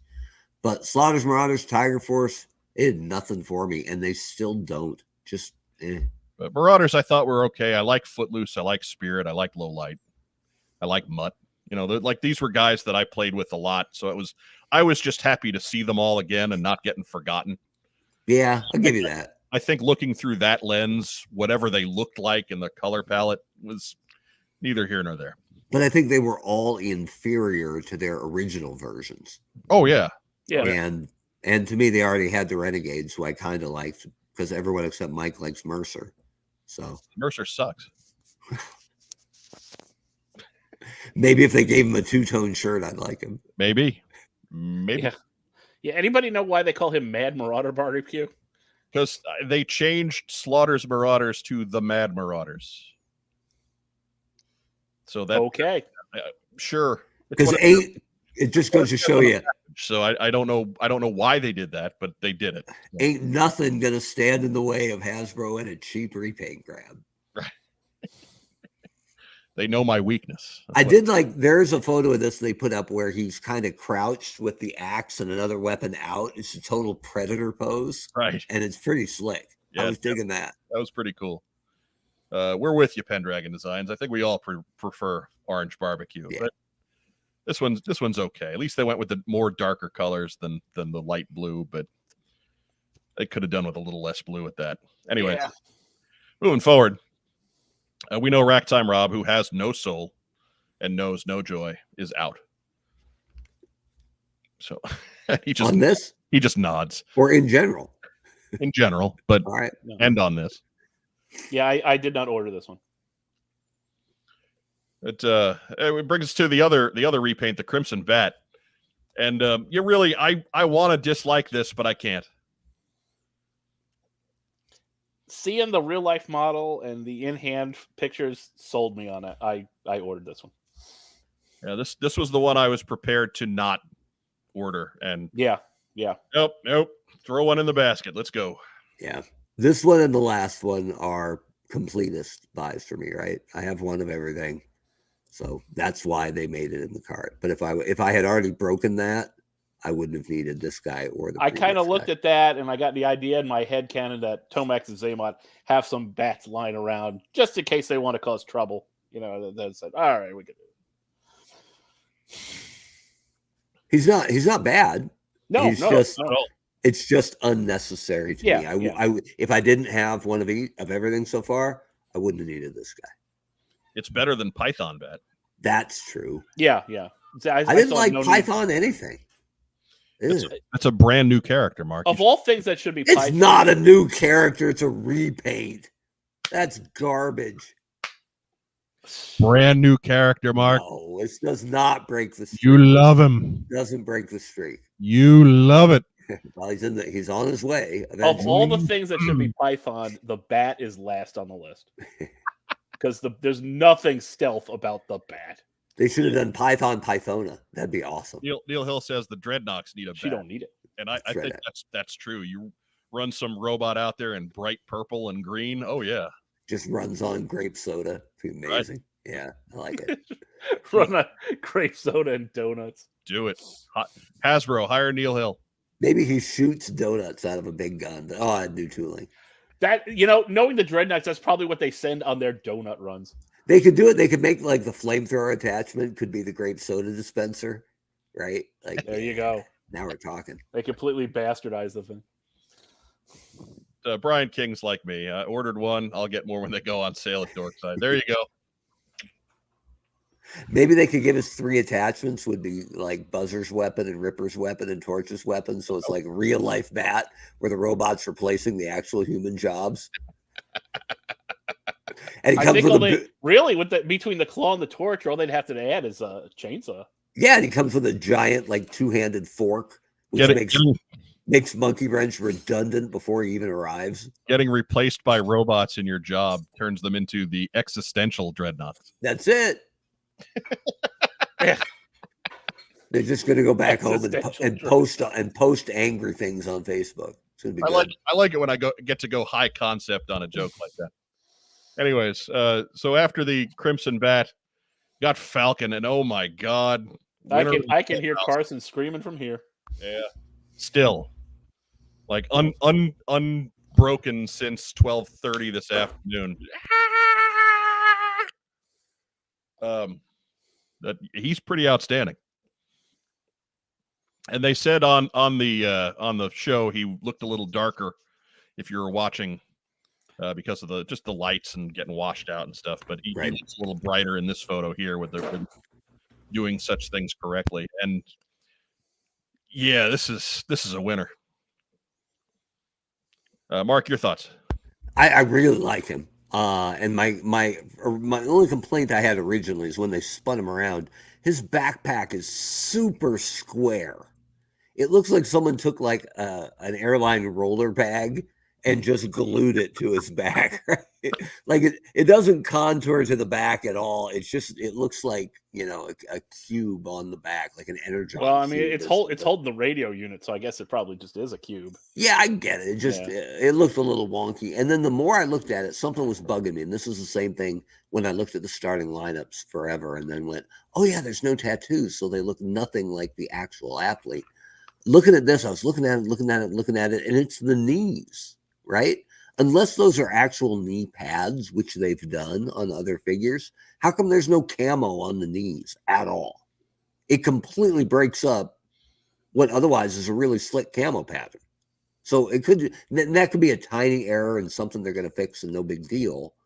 But right now, I can't look at them and not look at the funky knees. Are you calling that a brutal knee cut? Right? I'm calling that an omission. I hope they didn't just run out of the camo paint and go, hey, we'll skip the knees. But Mark Webber's brutal knee cut. It's coming. Right. But I mean, look at it. Now can you not see it now that you're looking at it? No. See? Now So let's hope, just an oops, and the final will totally have camo running down the whole pants. Otherwise they should just make the knees like silver. So they look like knee pads. But maybe he went out to Lowe's and got those gardening knee pads. Ooh, that's a good idea. That's what he's got there. That's a good idea. That's my lone critique. This is and the roller bag backpack, but this is a very sharp figure. Rack time, Rob. Yeah, this only thing is I wish they'd given a sidearm, but other than that, this is a great figure. You don't need no sidearm. He's got his shotgun, and then he'll just kill you by spitting at you. I like to keep he'll this just handy. pull out the knife and gut everybody. I like to keep this handy for close encounters. I heard that. And then we got original strength Outback. See, he has knee pads. He did go gardening. Yeah, we've seen his receipt. Yeah, that's true. But anyways, he's growing his own food out there. But Outback looks great too. I hope he's got. Outback was always funny to me because in the old figure he had this gigantic backpack that's like as big as the figure. That's why he's got those thick straps, baby. That's right. Because Outback, he's thick in the straps, bro. He is thick in the straps, bro. I gotta go make that. No, I'm not gonna do that, but I will throw up the banner. So. And you can tell this is original Outback because it says Survivor on his chest. Yeah, Survivor. He's a big fan of Survivor. Survivor. He's got a burning heart. And on the back, it says home of the Bloomin' Onion. So, Rack time, Rob. What do you think here? Another good one. Yeah, I mean, look, I love the sheer weirdness of Tiger Force Outback, but that's because he's based on a really great figure and a really great character in this one. So, yeah, he's absolutely a win. Now, bear with me here, but they made a point of this, so we're going to have to change this up a little bit. Hang on. Oh, wait. There we go. A little extra light. Let's turn this up a little more, just so we can get a good look here at the old redheaded forearm here, right? Is that hair looking bright red to anybody? Maybe he's just got thicker arm hair than you have. Nah. They made a big deal to call that out, right? That hang on, I'm gonna fix the light here. There we go. That we made sure to get the arm hair the right color because the original, the one they did was white haired, white arm hair. Okay, fine, but by and large, redheads don't have red arm hair, and I know this because I've done some research on the topic. Well, maybe he does because he's burly. It's silver, dude. It looks like he's like he has a cutting himself problem with all these little red chops all over his arms. So they're track marks. He has to go out in the wilderness to escape his heroin problem. He looks incredible. It's a great figure. But we painted his arm hair red thing is inaccurate just to humanity. So, and as a card carrying redhead under the hat, I got a problem with that. So ginger arm hair is a no, huh? It's not red. So yeah. Oh, I got a complaining cat. Doesn't make a lot of guest appearances. So Oh, you- look.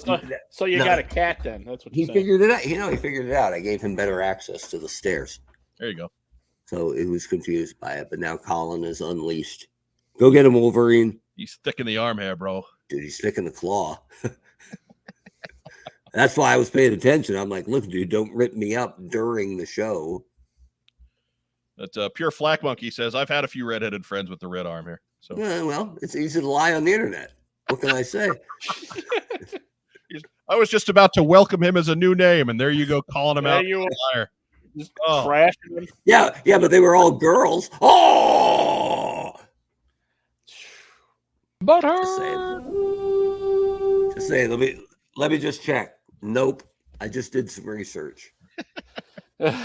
Don't go taking him seriously, man. He just don't, I'm Did I just say it was hassling you. It's good to don't engage the Weber. My God, good to man. have you. Have you Good to learned have you.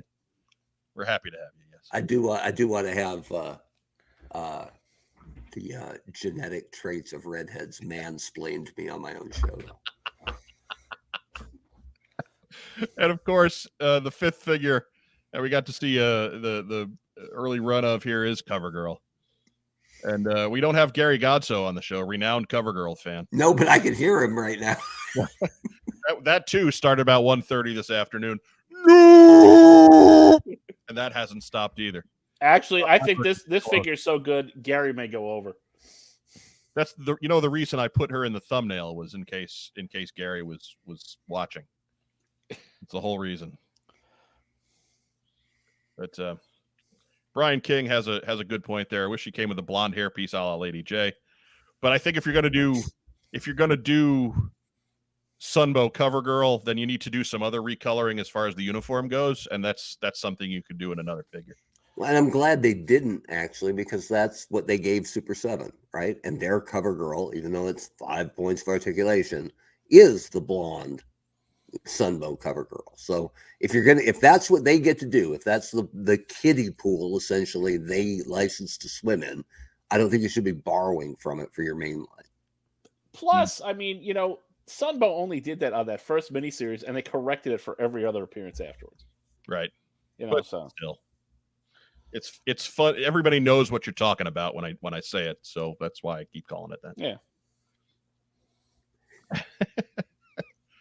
But text jokes suck. Yeah, we know. That's why we come and do a live stream. Yeah, that's it. But Night Wrench, we agree. She must work out. But Matt Rubin is in agreement with us. This CoverGirl is an fan-effing-tastic.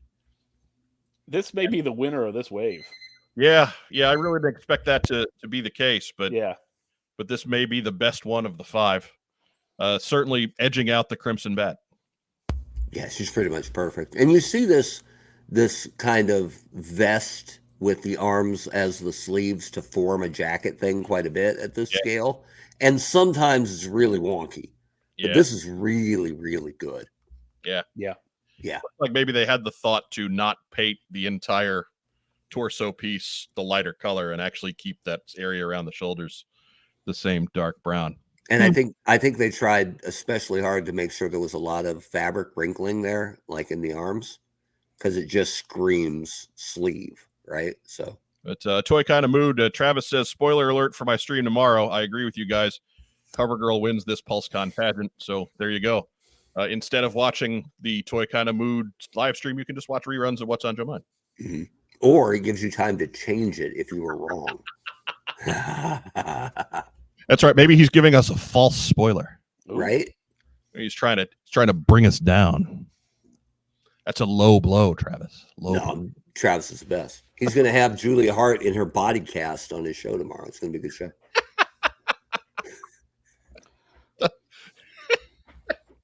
It's always a good show. It is. It is on a Toy Kind of Mood.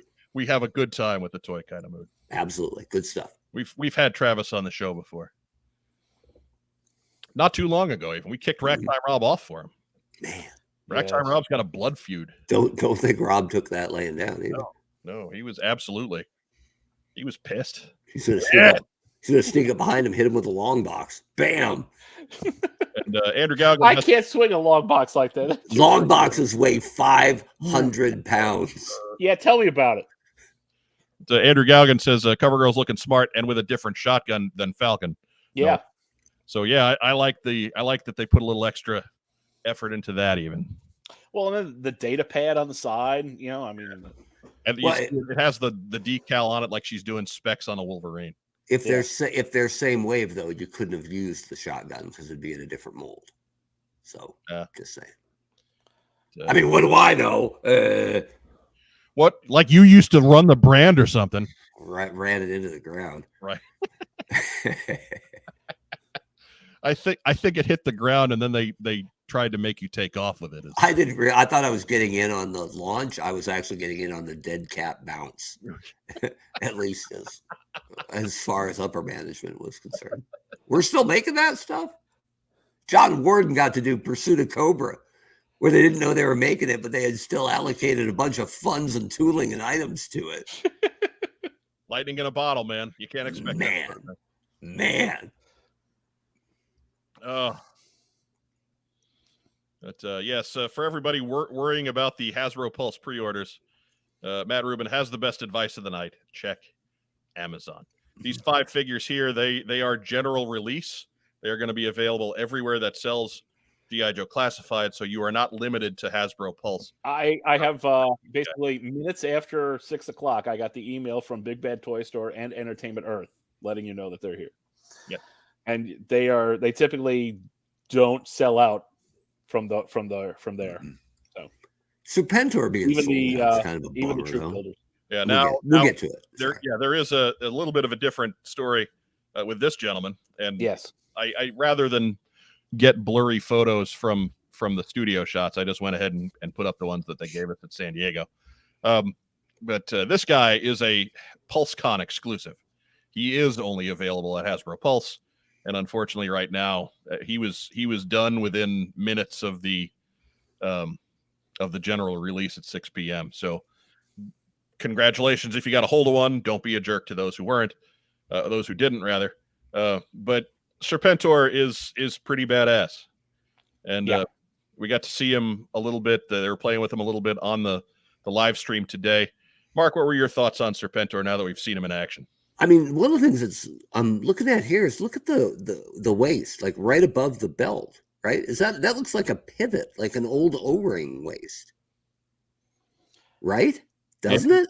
Might be. I don't know. This figure's fantastic, and everything about it's great. The one bit is he is suffering from armadillo head syndrome a little bit. And if you take the cowl off, he's got the cowl on, the gold neck pillow, so to speak, whether he's flying the chariot there, but without it in that second photo, that head is super pinched. If that's a full human head, and I know what it's like to have a big old human head, with a helmet on top of it, it looks a little long, but I think that's just the height of the helmet adding to it. Might be. That's literally my lone concern here, because the rest of it's just fantastic. The price point was a little bit, I thought that was a little bit disingenuous, not to mention the price point on the actual panel. Yeah. And I know it would have gone over like a fart in church, but it is what it is. And if you think it's too high and it's going to go over badly, then maybe it is. Or if there's a lot more tooling, a lot more cost in it than is apparent, then explain that. But I thought it was really conspicuous that they didn't mention the price at all. Not that it bothered anyone, because it sold out in 6 minutes. Well, I mean, if you count the hour that it was available for Pulse Premium members, a little over an hour. So obviously, they could have sold a whole lot more, and maybe they will. Maybe they'll make it available some tomorrow, or who knows. So I'm not judging it based on today being the end, and if you didn't get one, you're mad and it'll never get fixed. But if what they wanted was to pub that premium members had an hour to relax and order, but if you weren't a premium member, man, you had to be quick or you miss out. they certainly delivered that message today, if that's the message they wanted to deliver. Yeah, I think everybody needs to take heart a little bit. I think that they'll do with this like they did with Mindbender. I think we'll see more of them come out fairly shortly. There really hasn't been anything, when all was said and done, there hasn't been anything that was really hard to find. Right. Right. So I agree with you. I think there's more to be told here. They were surprised, basically. They went crazy, what they thought was crazy on the production on Mindbender, and they found they didn't have enough. And they were talking that, when Mindbender happened, that, maybe we got to up, and maybe they'll do the same thing for Serpentor too, because I think, again, they just keep shortchanging the demand on this brand. Yeah. I don't think they know what a hot seller they've got. Yeah, because nobody would set out to go. It's pretty rare that you go, okay, we want to make sure we short the production here. Yeah. Right. Occasionally, to fan the flames a little bit, that's possible, but it's rarely the best answer. Right. I really want to make the fan base angry. Yeah. I think they're in a situation that they know they've got a hit, but I don't think they know what a big hit they've got. Right. Or the idea that Mindbender, even though they're both exclusive, Mindbender is not nearly as popular as Serpentor. No, Serpentor probably carries a little bit more weight than Mindbender. Yeah. So, but right. Yeah, Matt Rubin. It's not like we funded a HasLab within the first 8 hours or anything, right? Yeah, but I mean, I imagine they had to have these things, already in production and orders set by the time that HasLab opened up. So I think the extreme lack of attempt to push G.I. Joe back into the mainstream shows that they don't know what they have. Right. Yeah, I mean, this is the lack of animation presence. I think shows that they don't quite know what they have. And look at the whole first year. The whole first year's designs were made to tie into a video game that wasn't very good. Right? Like that's probably what kind of got it greenlit in the first place. Right. They've been talking about 6-inch Joe for a long time, right?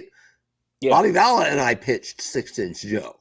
So they didn't take it. They probably and I mean the writing after Black Series and Marvel Legends, I mean, you had to figure the writing was on the wall for 6-inch G.I. Joe. They were willing to do it for the third movie. That was already getting the nod. And that was before it was a Snake Eyes movie, when it was just going to be G.I. Joe 3.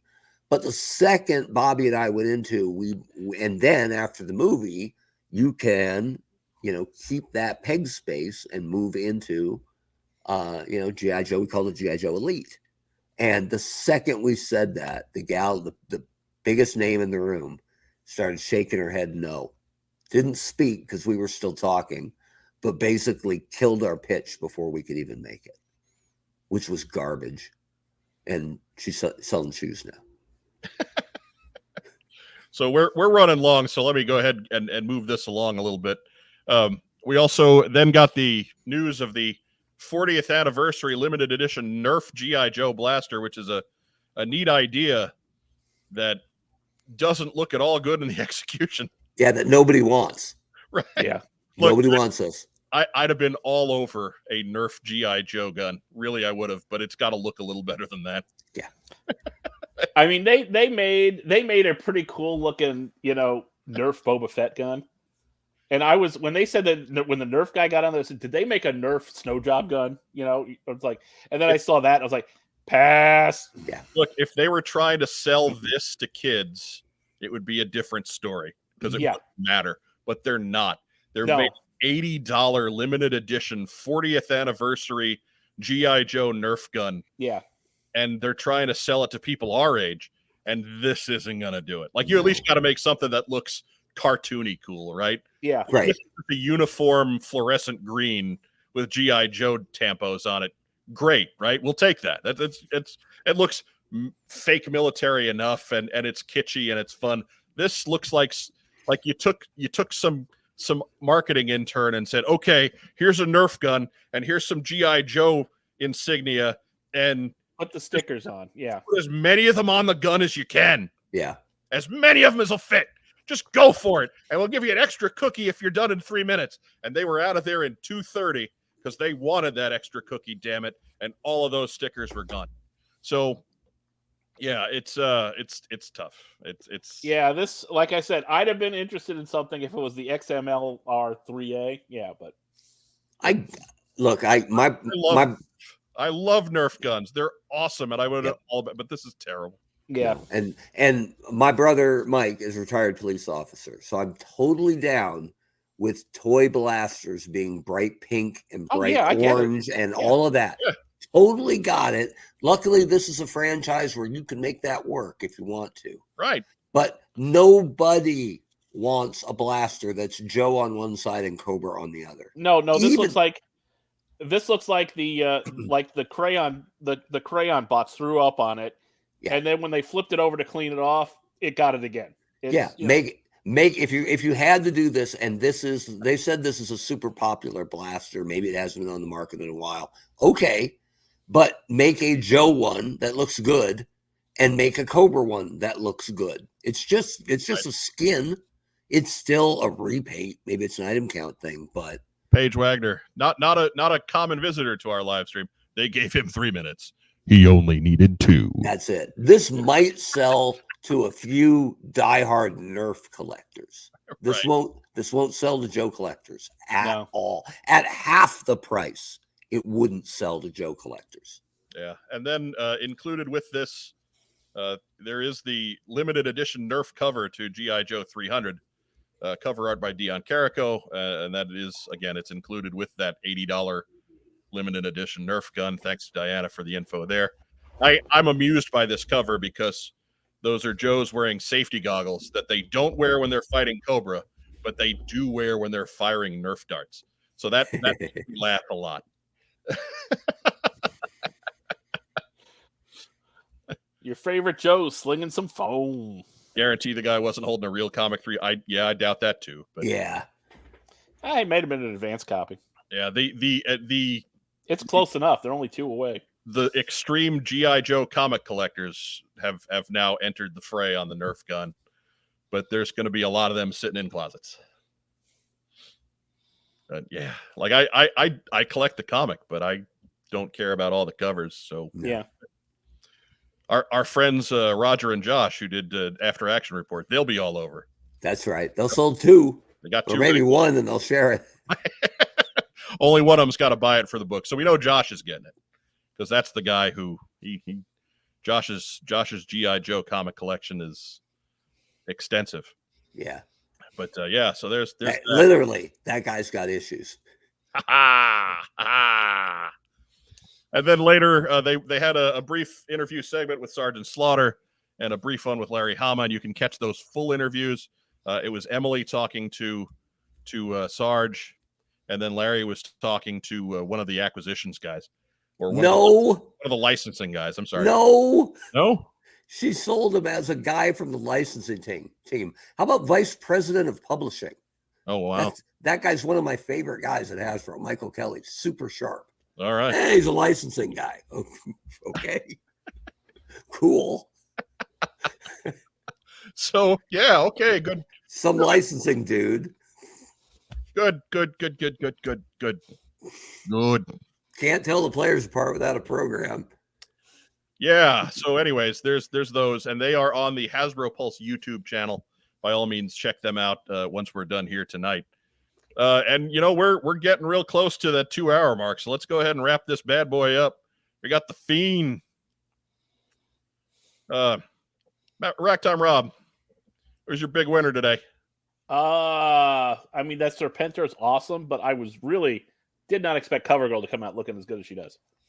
All right, so Mark Weber. Shipwreck's great.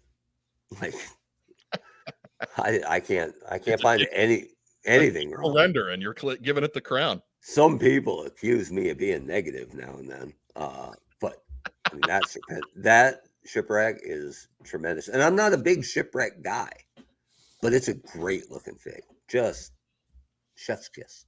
I am. I'm going Serpentor just to be a little different because that's good, and I'm looking forward to it. And that Air Chariot is just, it's beefy, it's hoss, it's what we should have seen out of an Air Chariot back in 1986. Yeah, but yeah, like I said, we kind of knew it was coming. So I mean, I kind of went with CoverGirl was a bit of a surprise. was wondering how they were going to handle the vehicle driver without the vehicle.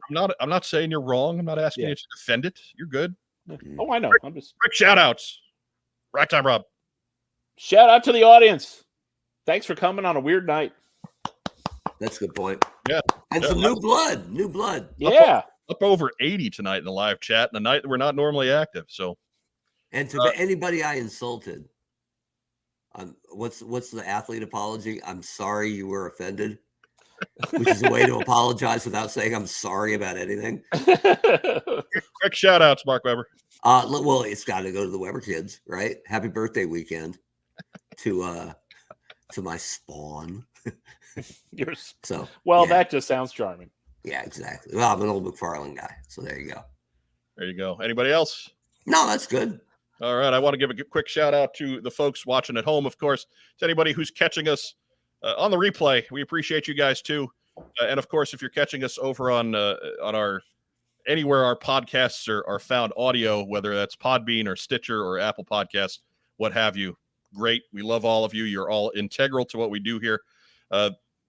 Quick reminder that the thing you can do to help us out the most is head over to YouTube, subscribe to our channel, hit like to the video, get us into the algorithms there a little bit more and help us grow this thing. If you're, just do whatever you can. We appreciate it. Just a couple of clicks. It's just a few seconds out of your day, and we really appreciate it. Be sure to check out all of our social media down below. If you catch us on YouTube tonight, like the video, share it, subscribe, of course. Catch us on Facebook. Give us some kind of a reaction. Give us a thumbs up or a heart or a little huggy guy, because we love little huggy guy. And again, help Facebook traffic will help drive this chariot as well. That's all we got for tonight. We appreciate you guys coming and hanging out with us on a weird night. We're letting you off a little bit early. Normally, we're only getting started at 9 o'clock, right? That's right. That's right. Tonight you get to go out at 9 o'clock. Like you can actually watch a movie or something.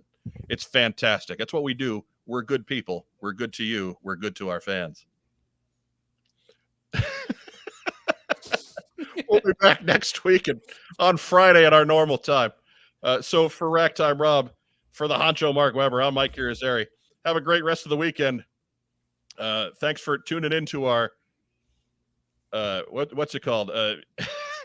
Hasbro PulseCon 2022 GI Joe Roundup. Have a great weekend. Yo, Joe.